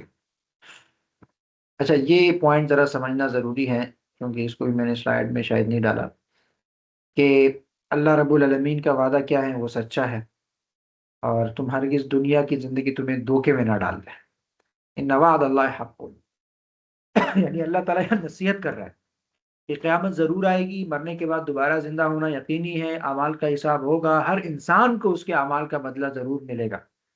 تو فلا تغرنکم الحیات الدنیا، تو دنیا کی دھوکے سے بچو، دنیا کی چمک دمک لذتیں اور آسائشیں تمہیں دھوکے میں ڈال نہ دے۔ ایسا نہ ہو کہ تم دنیا میں مشغول ہو کر آخرت کو بھول جاؤ، اور دنیا کی حقیقت تو اللہ نے فرمائی نا سورۃ الحدید میں، اعلموا انما الحیات الدنیا لعب ولہو وزینۃ وتفاخر بینکم وتکاثر فی الاموال والاولاد ذلک متاع الحیات الدنیا واللہ عنده حسن المآب۔ جان لو کہ دنیا کی زندگی صرف کھیل کود، دل لگی، زینت، آپس میں فخر، مال اولاد میں بڑھنے کی خواہش ہے، اور یہ ایسے ہیں جیسے بارش سے اگنے والی فصل جو پہلے بہت اچھی لگتی ہیں، پھر سوکھ جاتی ہیں اور آخرکار بیکار ہو جاتی ہیں۔ تو آخرت میں یا تو سخت عذاب ہے یا اللہ کی مغفرت اور رضا ہے، اور دنیا صرف دھوکے کا سامان ہے۔ اسی طرح اللہ نے فرمایا کل نفس ذائقۃ الموت، سورۃ ال عمران میں، کہ ہر جان کو کیا ہے، موت کا ذائقہ چکھنا ہے۔ قیامت کے دن پورا بدلہ دیا جائے گا، جو جہنم سے بچ گیا اور جنت میں داخل ہو گیا تو فقد فاز، وہی کامیاب ہے۔ دنیا کیا ہے، یہ دھوکے کا سامان ہے۔ اس لیے فرمایا یا ایھا الناس اتقوا ربکم، اے لوگو اپنے رب سے ڈرو، اس دن سے ڈرو جب نہ باپ اولاد کے کام آئے گا، نہ اولاد باپ کے کام آئیں گے۔ بے شک اللہ کا وعدہ کیا ہے، وہ سچا ہے، دنیا تمہیں دھوکے میں نہ ڈال دے اور شیطان تمہیں اللہ کے بارے میں دھوکے میں نہ ڈال دے۔ مسلمانوں کو کیا چاہیے کہ دنیا کے رنگینوں میں کھو نہ جائے، آخرت کی تیاری کرے۔ حدیث مبارکہ ہے نا کہ حضرت عبداللہ بن عمر فرماتے ہیں کہ نبی کریم صلی اللہ علیہ وسلم فرمائے کہ دنیا میں ایسے رہو، کن فی الدنیا کانک غریب او عابر سبیل، دنیا میں مسافر کی طرح رہو یا راستہ چلنے والے کی، یعنی ایسے رہو یا کن فی الدنیا کانک غریب، یا تم غریب ہو یا راستہ چلنے والے۔ کیونکہ جو مسافر ہوتا ہے نا وہ کہتا ہے میرا اصل مقصد کہیں اور ہے، تو وہ سفر کرتے ہوئے گاڑی سے، راستے سے اور چیزوں سے محبت نہیں کرتا، وہ اپنی منزل مقصود پر توجہ دیتا ہے۔ تو مسلمان بھی مسافر ہے بھائی، ہمارا اصل ٹھکانہ جنت ہے، ہم ادھر بھیجے گئے، 60 70 سالہ زندگی مختصر سفر ہے، جانا ادھر ہی ہے۔ تو اس دنیا کی چیزوں سے دل لگنی نہ کرو۔ یہی اللہ فرماتے ہیں کہ دنیا میں ایسی زندگی گزارو کہ یا تو غریب ہو یا راہ چلنے والے، اور مزید فرمایا کہ جب شام ہو تو صبح کی امید نہ رکھو، جب صبح ہو تو شام کی امید نہ رکھو، صحت میں بیماری کے لیے تیاری کرو اور زندگی میں موت کے لیے تیاری کرو، بخاری شریف کی حدیث ہے۔ تو اللہ تعالیٰ ہمیں دنیا کی حقیقت سمجھنے اور اس کے دھوکے سے بچنے کی توفیق عطا فرمائے۔ اور آگے پھر شیطان سے بچنے کی بات کی گئی، وَلَا يَغُرَّنَّكُمْ بِاللَّهِ الْغَرُورُ، شیطان تمہیں اللہ کے بارے میں دھوکے میں نہ ڈالے۔ یعنی شیطان کیسے دھوکے دیتا ہے، کیسے انسان کو دھوکا دیتا ہے؟ تو انسان سے کہتا ہے کہ گناہ کر لو، اللہ بخشنے والا ہے۔ حقیقت کیا ہے؟ حقیقی طور پر اللہ تعالیٰ واقعی بخشنے والا ہے، لیکن جان بوجھ کر گناہ کرتے رہنا اور مغفرت پر بھروسہ کرنا یہ بڑا خطرناک ہے۔ اس کو ایک مثال سے سمجھ لیجئے، جیسے کوئی زہر کھائے اور کہے میں ٹھیک ہو جاؤں گا۔ تو آپ گناہ کریں اور کہیں اللہ غفور ہے، اللہ بخشنے والا ہے۔ تو شیطان انسان کو یہ کہہ کر بہکاتا ہے کہ گناہوں سے لطف اٹھاؤ، اللہ حلیم ہے، معاف کر دے گا، لیکن حقیقت یہ ہے کہ یہی سوچ انسان کو توبہ سے دور کرتی ہے اور گناہوں میں جری بنا دیتی ہے۔ تو آج بہت سے مسلمانوں کی حالت یہ ہے کہ گناہوں میں مشغول ہے، نصیحت سن کر بھی نہیں بدلتے۔ بعض لوگ کہتے ہیں کہ ہم گناہ کرتے ہیں تو کیا ہوا، اللہ بخش دے گا، اور بعض ابھی گناہ کر لیتے ہیں، کہتے ہیں بعد میں توبہ کر لیں گے۔ تو یہ بڑی غلطی ہے۔ فرائض میں ایک تو غفلت ہے، حرام کاموں سے نہ بچنا، اور ساتھ میں مستحب کاموں پر زور دینا۔ حالانکہ بات سمجھ لیجیے کہ فرائض سب سے اہم ہے، فرائض کو چھوڑ کے آپ مستحبات پہ زیادہ زور دیتے ہیں اور غفلت کرتے ہیں فرائض میں۔ تو اس آیت سے ہمیں مرکزی پیغام یہ ملا نا کہ اللہ کا وعدہ کیا ہے، وہ سچا ہے۔ نواب اللہ حق، اللہ کا وعدہ کیا ہے، وہ سچا ہے۔ دنیا دھوکے کا سامان، شیطان انسان کو جھوٹی امیدوں میں ڈالتا ہے۔ اصل کامیابی کس کی ہے؟ وہ آخرت کی تیاری ہے۔ اللہ رب العالمین ہم سب کو آخرت کی تیاری کرنے کی توفیق عطا فرمائے۔ اگلی آیت میں ہے کہ انسان کی محتاجی اور اللہ کی بے نیازی کا بیان۔ یا ایھا الناس انتم الفقراء، اے لوگو تم سب اللہ کے در کے کیا، فقیر ہو، اللہ کے در کے فقیر ہو، محتاج ہو۔ واللہ هو الغنی الحمید، اللہ کیا ہے، وہ غنی ہے اور حمید۔ یعنی یاد رکھیے گا، اللہ تعالیٰ ہر چیز کا محتاج، ہر چیز کا جو ہے وہ خالق ہے، اور اللہ کے علاوہ ہر چیز اللہ تعالیٰ کی محتاج ہے۔ لیکن اس آیت میں بطور خاص انسانوں کو اس لیے مخاطب کیا گیا کہ انسان ہی مالداری کا دعویٰ کرتے ہیں اور اپنی طرف دولت کو منسوب کرتے ہیں۔ تو آیت کا معنی یہ ہے کہ اے لوگو، مخلوق میں سے تم سب سے زیادہ اپنی جان، اہل و عیال، مال، رزق اور تمام امور میں اللہ تعالیٰ کے فضل اور احسان کے حاجت مند ہو۔ تمہیں پلک جھپکنے بلکہ اس سے بھی کم مقدار میں اللہ تعالیٰ سے بے نیازی نہیں ہو سکتی، اور اللہ تعالیٰ ہی اپنی مخلوق سے بے نیاز ہے اور ان کا حاجت مند نہیں ہے، اور وہی مخلوق پر اپنے احسانات اور انعامات کی وجہ سے تمام تعریفوں کا مستحق بھی ہے۔ یہ بنیادی پوائنٹ یہاں پہ ذکر کیا گیا۔ پھر اسی کے ساتھ ایک اور بات بھی کی گئی کہ وَلَا تَزِرُ وَازِرَةُ وِزْرَ أُخْرَى، وہ کہاں پہ ہو گئی ہے، یہیں پہ وہ بات بھی ہے کہ اللہ رب العالمین جو ہے قیامت کے دن وَلَا تَزِرُ وَازِرَةُ وِزْرَ أُخْرَى، کوئی بوجھ اٹھانے والی جان دوسرے کا بوجھ نہیں اٹھائے گی۔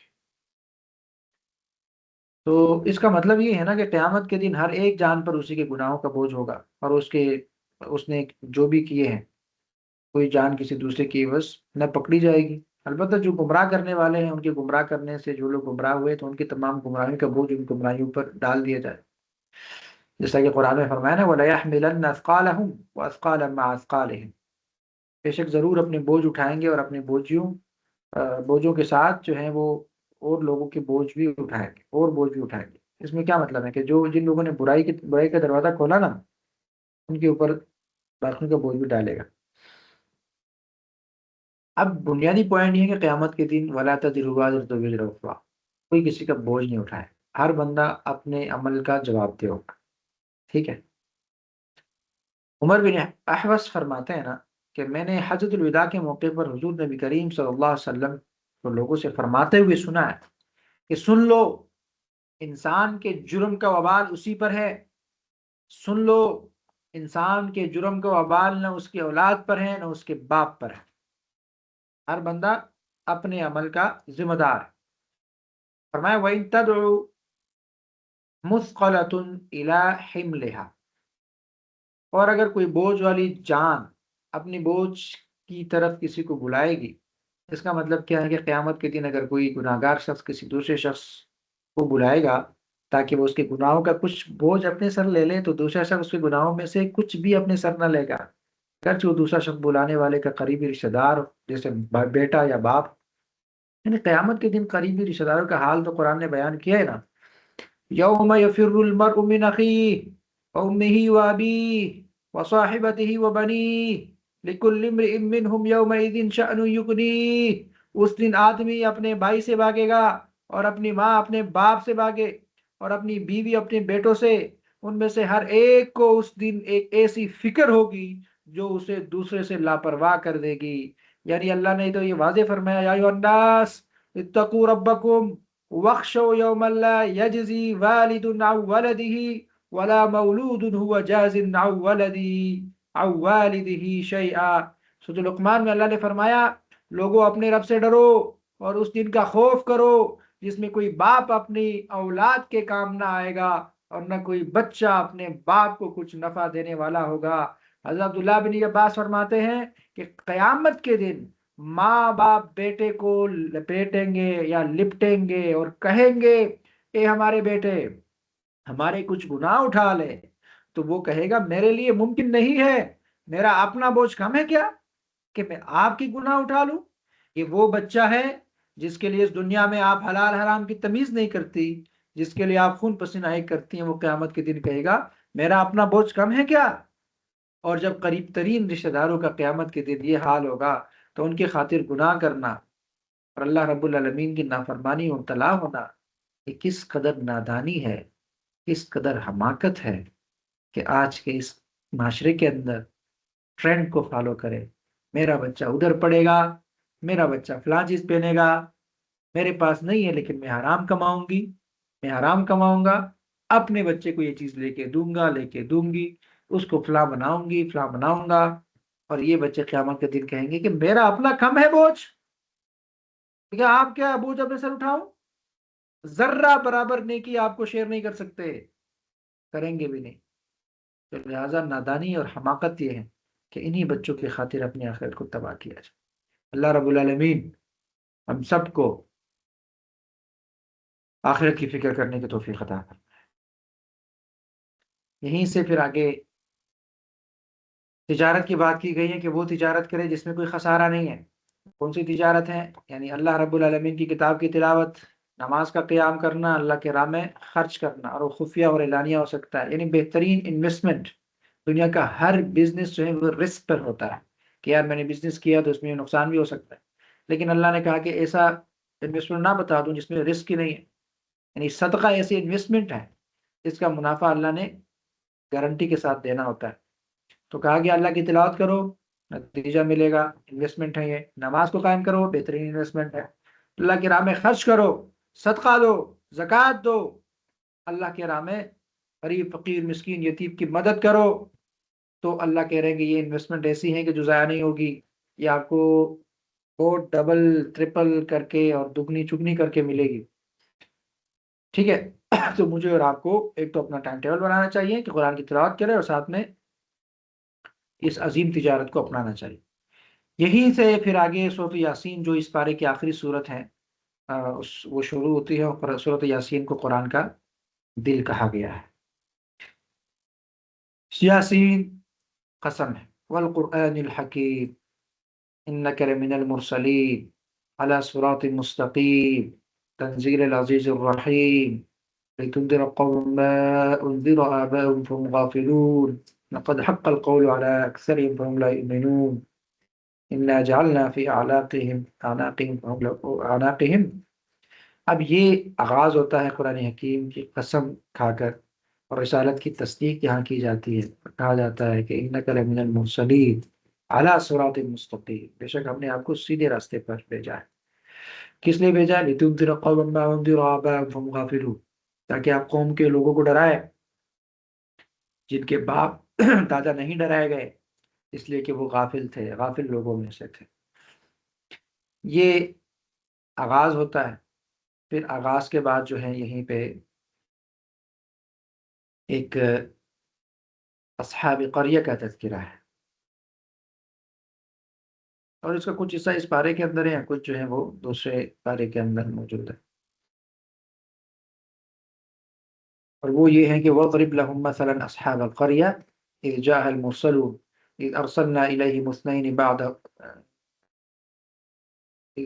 إِلَيْهِمُ اثْنَيْنِ فَكَذَّبْنَا فَعَزَّزْنَا بِثَالِثٍ فَقَالُوا إِنَّا إِلَيْكُمْ مُرْسَلُونَ قالوا ما أنتم إلا بشر مثلنا وما أنزل الرحمن من شيء إن أنتم إلا تكذبون قالوا ربنا يعلم إنا إليكم لمرسلون وما علينا إلا البلاغ المبين قالوا إنا تطيرنا بكم. یہ پوری آپ کو یاد ہوگی تو بڑا مزہ آ رہا ہوگا. سورہ یاسین جو ہے اس کے اندر اصحاب القریہ بستی والوں کا ایک واقعہ بیان کیا گیا ہے، یعنی اس آیت میں شہر والوں کا جو واقعہ ہے وہ بیان کیا گیا ہے. یہ آیت نمبر 13 ہے، اور پھر آگے آیت نمبر 16 کے اندر بھی اسی طرح بیان ہوا ہے. تو بطور خلاصہ اس واقعے کو سمجھ لیجئے، اللہ تعالیٰ نے اس شہر کے اندر 2 رسول مبعوث فرمائے جنہوں نے ان شہر والوں کو توحید اور رسالت پر ایمان لانے کی دعوت دی، لیکن ان کی دعوت سن کر شہر والوں نے انہیں جھٹلایا. اس کے بعد اللہ سبحانہ و تعالیٰ نے ایک تیسرے رسول کو پہلے دونوں رسولوں کی مدد کے لیے بھیجا.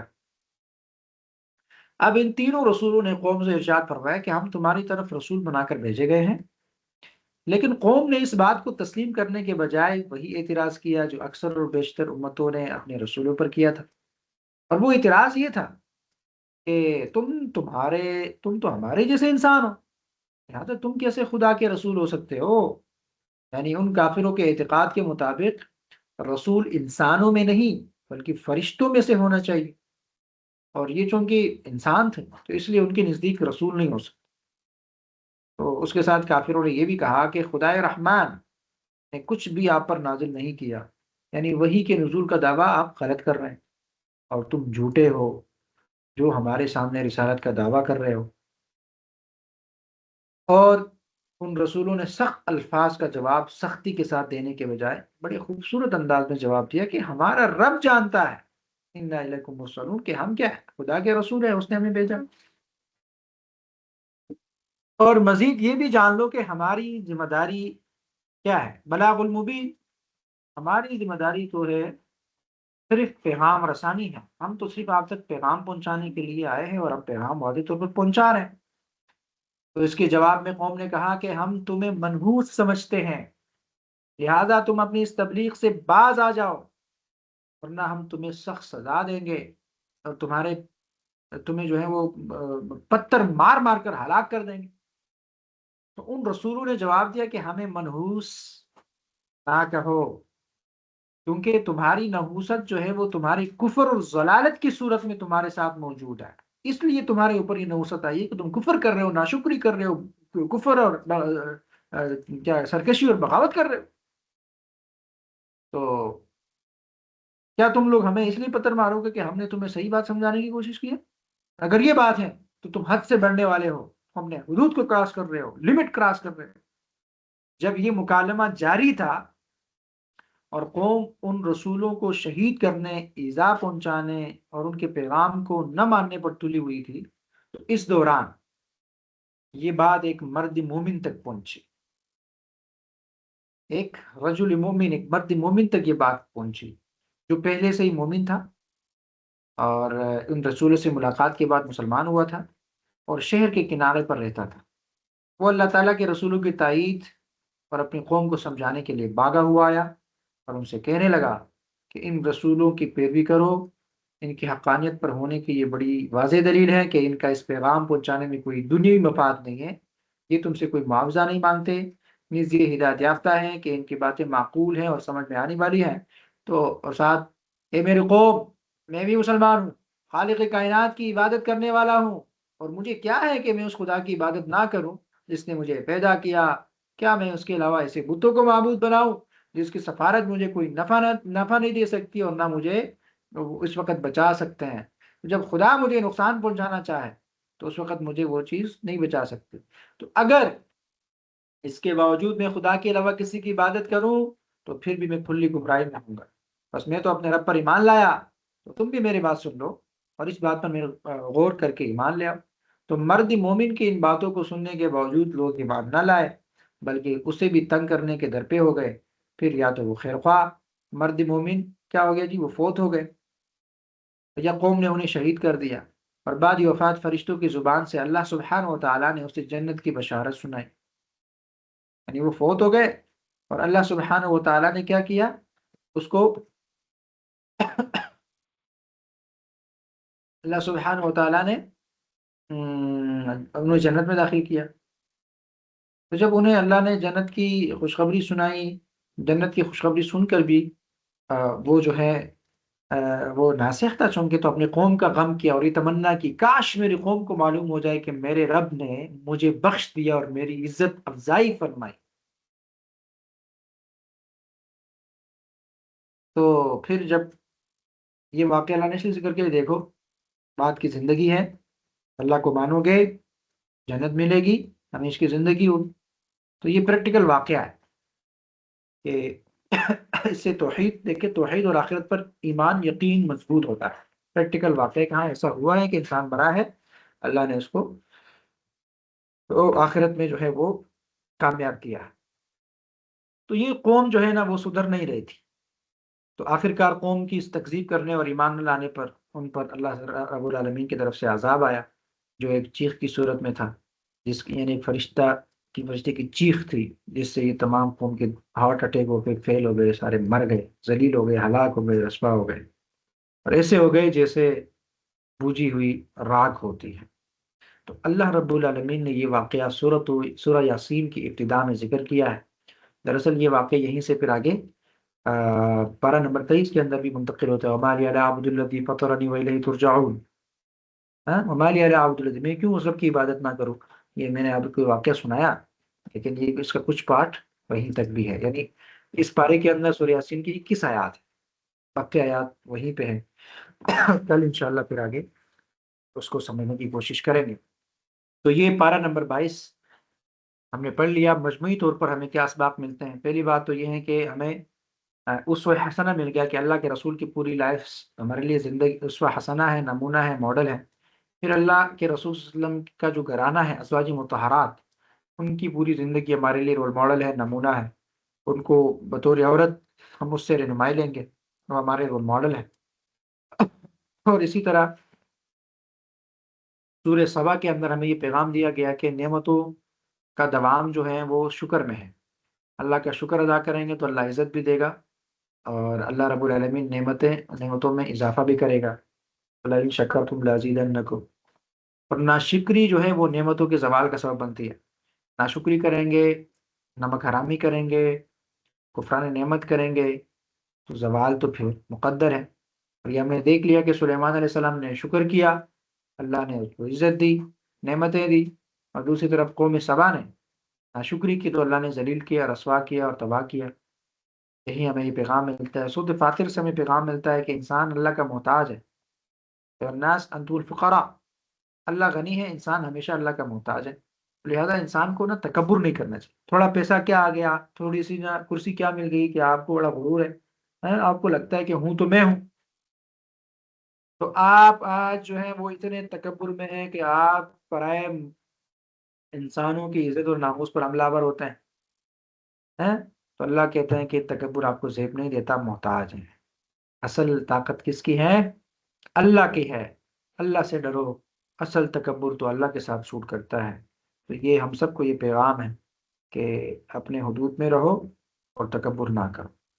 اور ساتھ میں اصلی تطبیق یہ ہے، سورہ یاسین ہمیں یہ پیغام دیتی ہے کہ یہ جو کتاب ہے نا قرآن کریم، یہ دلوں کی زندگی اور ہدایت کا سرچشمہ ہے۔ اور پھر یاسین ہمیں یہ پیغام دیتی ہے کہ آپ آخرت کی تیاری کریں، آخرت پر حق ہے۔ پھر اس کائنات پر غور و فکر کرواتی ہیں کہ غور کرو کہ سورج چاند اپنی جگہ پہ قائم ہے، مجال ہے کہ آپس میں ٹکرائیں؟ کیوں نہیں ٹکراتے؟ للشمس ينبغي لها أن تدرك القمر ولا الليل سابق النهار وكل في فلك يسبحون۔ کل پڑھیں گے اس کو انشاءاللہ۔ اللہ کہہ رہے ہیں کہ کائنات پر غور کرو اور میرے اوپر ایمان لاؤ۔ تو ذرا اپنے آپ سے سوالات کرتے ہیں۔ پہلی بات، کیا ہم سوشل میڈیا پر کوئی بھی خبر شیئر کرنے سے پہلے اس کی تصدیق کرتے؟ جس طرح آج کی پارے میں اللہ نے کہا قولوا قولا سدیدا، حق بات، سچ بات کرو۔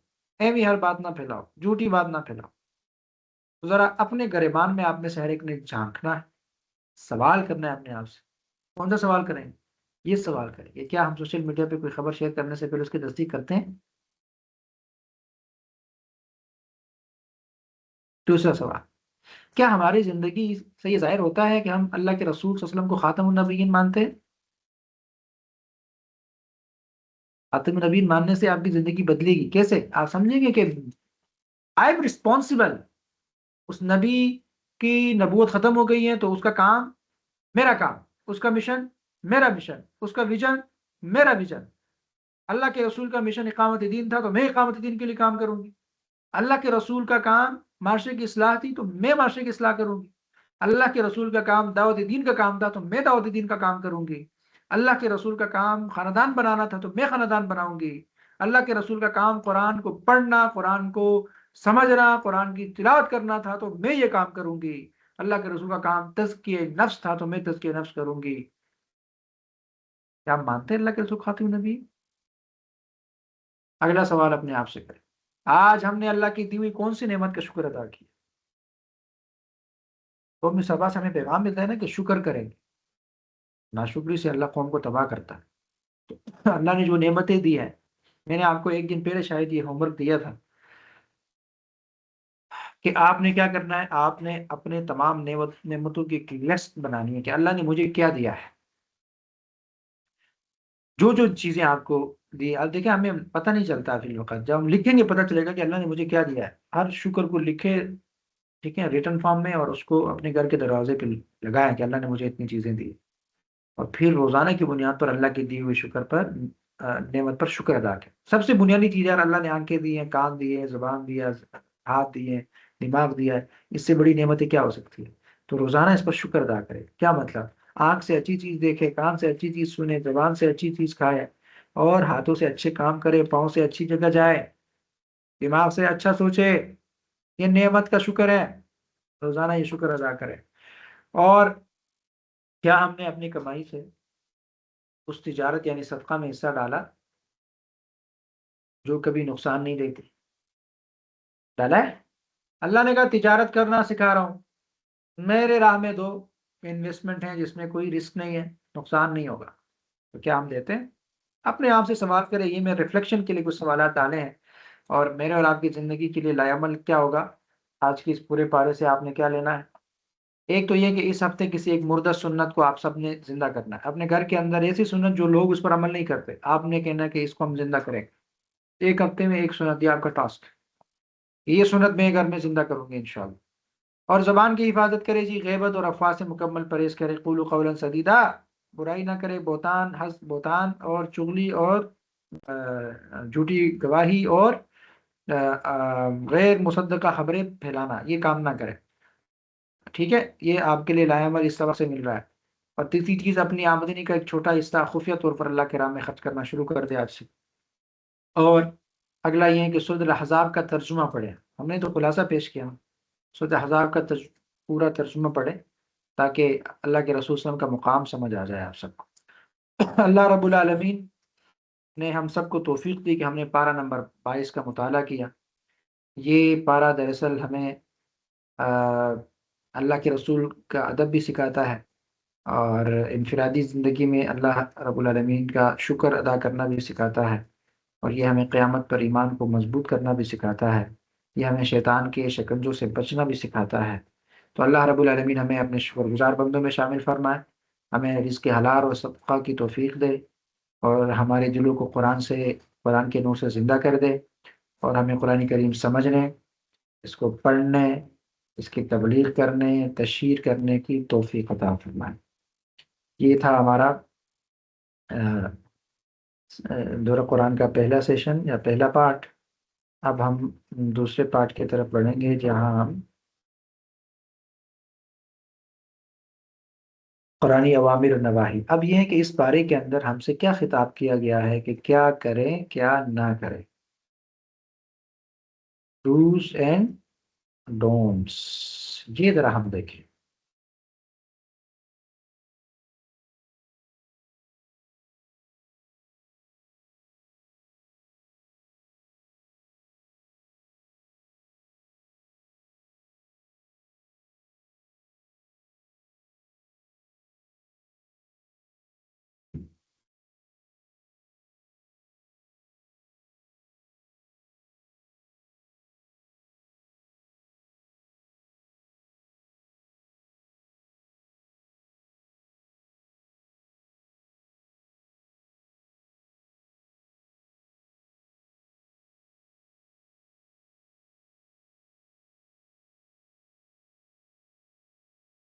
اچھا جی، یہ آپ کے سامنے اسکرین شیئر ہو رہی ہے۔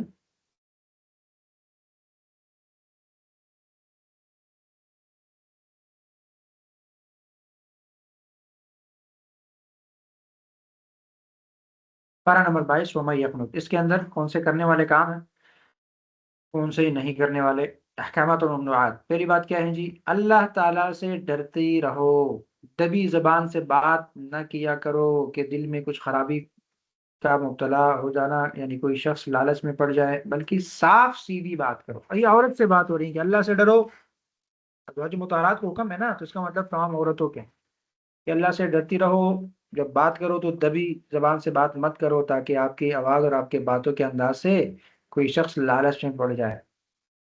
بات کیا کرو، سیدھی کرو۔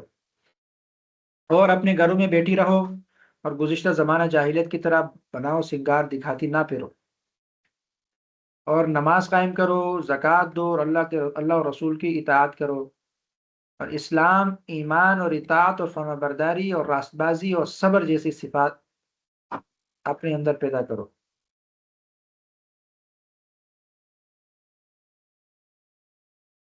ٹھیک ہے، اسی طرح اللہ کے آگے جھکو، صدقہ دو، اور روزے رکھو، شرمگاہوں کی حفاظت کرو، اور اللہ کی کثرت سے ذکر کرو۔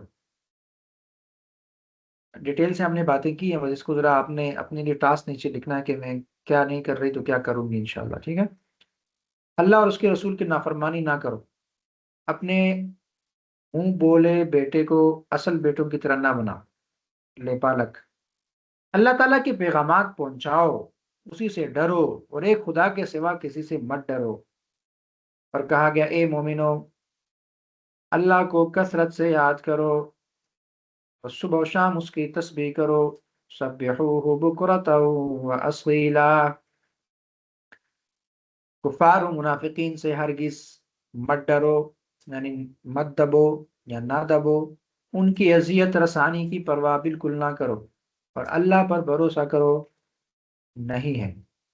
اب کفار و منافقین سے مت ڈرو، ان کی اذیت رسانی کی پرواہ مت کرو، اللہ پر بھروسہ کرو۔ پیغام ہے مجھے اور آپ کو، امریکہ سے، سپر پاور سے اور اسرائیل سے مت ڈرو، ان کی اذیت رسانی کی پرواہ بھی مت کرو، اللہ پر بھروسہ کرو۔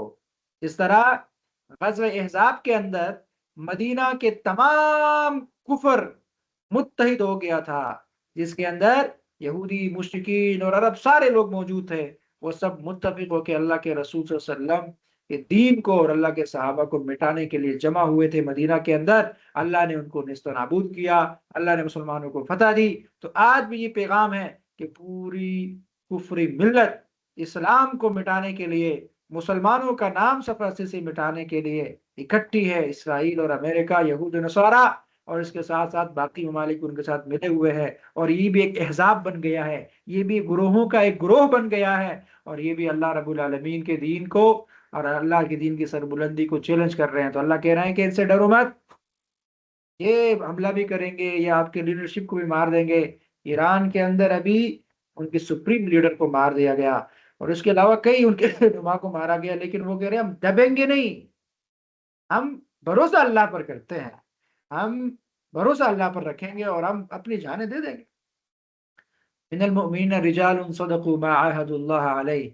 ہاں، کل ہم نے یہ آیات پڑھی تھی نا، کہ بس کچھ لوگوں نے اپنا عہد جو ہے وہ کیا کیا جی، صادق کیا، یعنی وہ جام شہادت نوش فرما گئے، اور کچھ لوگ انتظار میں ہیں۔ لیکن یہ ہے کہ اللہ رب العالمین شکست تو دے گا ایک دن۔ اب یہ ایک طرح سے اللہ کے رسول صلی اللہ علیہ وسلم کی جو حدیث ہے نا، جس کے اندر پیشن گوئیاں کی گئی ہے، وہ سچ ہو رہی ہیں ساری چیزیں، کہ یہ اسرائیل کیا کرے گا، یہ عرب، شام، عراق، فلسطین، اسی طرح یہ ساری اس بستی پہ پورا قبضہ کرے گا، اور یہ گریٹر اسرائیل بنے گا، اور پھر آخر میں جب عیسیٰ علیہ السلام مہدی آئیں گے، اور پھر یہ دوبارہ ان کو تباہ کر دیں گے، اور یہ اسرائیل جتنا گریٹر بنے گا اتنا ہی پھر ان کی مقتل گاہ بنے گی، ان میں ان کے جنازے اٹھیں گے، ایک ایک عیسائی، ایک ایک اسرائیلی جو ہے وہ فوت ہوگا۔ ٹھیک ہے، لیکن اس میں امتحان تو میرا اور آپ کا ہے نا، کہ ہم کتنا ڈرتے ہیں اور کتنا امریکہ کی غلامی کرتے ہیں اور امریکہ کے بوٹ پالش کرتے ہیں، کتنا ہم ایسے سفاک اور ظالم اور جابر حکمران کو امن کا پیغمبر نامنیٹ بھی کرتے ہیں، اور نوبیل انعام کے لیے ہم نامنیٹ بھی کرتے ہیں. ہمارے اتنے اتنے اتنے اتنے خوف خوف کیا نام ہے، کیا نام ہے، اتنے زیادہ ہمارے ڈرپوک حکمران ہیں کہ وہ جا کے امریکہ کے گود میں بیٹھ کے وہ کہتے ہیں یہ تو امن کے پیغمبر ہے، اس نے تو دیکھے دنیا کے اندر امن لایا، اور اعلان کے اس سارے جنگیں شروع کرنے والا، مظلوموں کا خون بہانے والا اصل میں تو ٹرمپ ہے، جو ظالم جابر ہے، نہ کوئی انٹرنیشنل قانون مانتا ہے. تو اللہ رب العالمین نے یہاں کیا کہا کہ آپ نا ان سے ڈرنا نہیں ہے بس، ٹھیک ہے، اللہ پر بھروسہ رکھیں. آگے پھر طلاق کا مسئلہ ہے کہ خلوت صحیحہ سے پہلے طلاق دینے کی صورت میں عورت سے عدت جو ہے پوری نہ کروائی جائے. کیا مطلب ہے کہ آپ کا نکاح ہو گیا، نکاح کرنے کے بعد رخصتی نہیں ہوئی، یا رخصتی سے پتہ نہیں، آج کل کے زمانے کی رخصتی تو الگ ہے، تو پرانے زمانے کی رخصتی الگ تھی. پھر اس کا آسان مثال یہ ہے کہ نکاح ہو گیا، میاں بیوی آپس میں ملے نہیں ہیں، مباشرت نہیں ہوئی، ٹھیک ہے، اس کو خلوت صحیحہ کہتے ہیں، یعنی الگ ملاقات نہیں ہوئی ان کی، اور پھر طلاق ہو رہی ہے. تو پھر یہ عورت جو ہے وہ عدت پوری نہیں کرے گی، ٹھیک ہے، کیونکہ ان کی ملاقات ہی نہیں ہوئی. تو یہ فوری طور پر جب طلاق ہو گئی تو یہ کسی دوسرے شخص سے شادی کر سکتی ہے، یہ عدت پوری نہیں کرے گی. بات سمجھ آ رہی ہے؟ اسی طرح پھر مومن مردوں اور عورتوں کو بے قصور اذیت نہ دو. مومن مردوں اور عورتوں کو اذیت نہ دو. اس میں بڑا پیغام ہے آپ کو یار. آپ کے گھر کے اندر جو آپ کے ساس ہے وہ مومن ہے، اس کو اذیت مت دو. اور جو ساس ہے اس کو کہا جا رہا ہے کہ آپ کی جو بہو ہے نا وہ مومنہ ہے، مسلمان ہے، اس کو بیجا اذیت نہ دو. اور اسی طرح شوہر کو بھی کہا جا رہا ہے کہ بیوی بیوی مومنہ ہے، اس کو اذیت نہ دو. اور اسی طرح بیوی کو بھی کہا جا رہا ہے کہ یہ جو بیچارہ شوہر ہے یہ بھی مومن ہے، اس کو بھی اذیت نہ دو، ٹارچر نہ کرو. تو یہ آپ کے پوری معاشرے کے اندر تمام چیزوں پہ یہ آیت امپلیمنٹ ہوتی ہے. حکم ہے آپ کو مومن مردوں عورتوں کو بے قصور اذیت نہ دو. اور پھر کہا گیا کہ مومن عورتوں سے کہہ دو کہ اپنی بہنوں پر نقاب ڈالا کرے، اپنے چہرے پر نقاب ڈالا کرے. اور مومنوں اللہ سے ڈرو اور ٹھیک بات کیا کرو، اللہ اور اس کے رسول کی اطاعت کرو، بڑی کامیابی حاصل ہوگی. عمل کرو شکر کے طریقے پر، اور میرے بندوں میں کم ہی شکر گزار ہے. رب کی طرف سے رزق کی تقسیم پر راضی رہو کہ اللہ نے جتنا دیا ہے الحمدللہ، یا اللہ تیرا شکر ہے. قناعت ہونی چاہیے، اللہ بہت دیا ہے، اللہ مزید بھی دے. شکر کریں گے تو اللہ مزید دے گا. تم اللہ کا فضل تلاش کرو اور اس کے شکر گزار بنو. اللہ رب العالمین کو چھوڑ کر دوسروں کو مت پکارو، وہ تو ایک گٹلی کے چھلکے کے مالک بھی نہیں ہے، اصل مالک تو اللہ ہے. اور انہیں مت پکارو جو تمہاری دعائیں سن نہیں سکتے، اور سن لے تو ان کا جواب نہیں دے سکتے. یعنی بتوں کو مت پکارو یار، کیا ہو گیا تم. اور اپنے رب سے ڈرو، نماز قائم کرو، اور کتاب اللہ کی تلاوت کرو، نماز قائم کرو. یعنی میرے اور آپ کے لیے پیغام اس میں بنیادی یہ کہ رمضان کا مہینہ ہے، قرآن کی تلاوت ڈھیر ساری پارے پڑھا کرو، اللہ کی آیت کی تلاوت کرو. یعنی ہم کئی ختمیں ہمیں کرنے چاہیے اس رمضان کے اندر، اپنا ایک معمول بنائیں. خوش قسمت تو آپ لوگ ہیں کہ اس سال آپ کو قرآن سمجھنے کا موقع بھی مل گیا. تو جو آپ سمجھ رہے ہیں پھر اس کو پڑھیں گے تو بڑا ہی مزہ آئے گا، اور اس کے ساتھ ساتھ آپ کی زندگی میں تبدیلی بھی آ رہی ہے، تو پھر تو بڑا ہی مزہ ہے. ہاں پھر تو کیا کہتے ہیں جی، کہ نور علی نور ہے. ٹھیک ہے، تو تلاوت کیا کرے. اور اسی طرح اللہ تعالیٰ نے جو رزق دیا ہے اس میں سے کھلے اور چھپے خرچ کرو، اپنے نفس پر ظلم نہ کرو، اور اللہ کے اذن سے نیکیوں میں سبقت کرو. یعنی آپ دیکھتے ہیں کہ فلاں بچی یا فلاں عورت اچھا کام کرے، آپ اس سے پہلے اچھا کر، اچھائی میں مقابلہ لگاؤ. ہم ٹرینڈ سے مقابلہ کرتے ہیں، اس نے یہ کپڑے پہنے تو میں یہ پہنوں گی، اس کا بچہ ادھر پڑھتا ہے تو میرا بچہ ادھر پڑھے گا. یہ ٹرینڈ نہیں ہے بھائی، اس میں سبقت نہ کرو. سبقت اصل میں نیکی کے کاموں میں کرو. اور کہا گیا کفر نہ کرو ورنہ تمہارے لیے جہنم کی آگ ہے. زمین میں سرکشی نہ کرو اور بری بری چالیں بھی نہ چلو، کیونکہ بری چالیں چلنے والا وہ اکثر ان کی بری چال ان پر الٹ پڑتی ہے. عبرت حاصل کرنے کے لیے زمین میں سیر کرو، دیکھو کہ لوگوں نے کہاں کہاں کیسے کیسے لوگوں کو تباہ کیا ہے، ذلیل کیا ہے، رسوا کیا ہے. زمین میں گھومو گے تو پتہ چلے گا. اور وقت مقررہ تک ڈیل کا ناجائز فائدہ مت اٹھاؤ. اللہ نے آپ کو ڈیل دی ہے تو اس کا ناجائز فائدہ مت اٹھاؤ. رسولوں کو مت جھٹلاؤ، اور اے لوگو رسولوں کی پیروی اختیار کرو.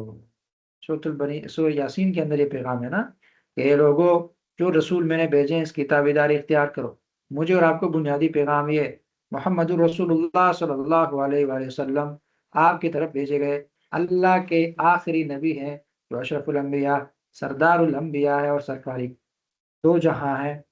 तो लिहाजा आपको पैगाम ये है कि आप हर काम में, हर फेल में अल्लाह के रसूल की ताबेदारी करो, अल्लाह के रसूल को अपने लिए नमूना और रोल मॉडल मानो, वो आपका आइडियल होना चाहिए। ये बुनियादी पैगाम। अल्लाह रब्बुल आलमीन हम सबको अमल करने की तौफीक अता फरमाए। जज़ाकुमुल्लाह खैरा। अपना बहुत सारा ख्याल रखें, मुझे अपने मुखलिस दुआ में याद रखिएगा। मिलते हैं कल के नशिस्त में, तब तक के लिए अल्लाह हाफिज़। अल्लाह ने के बाद।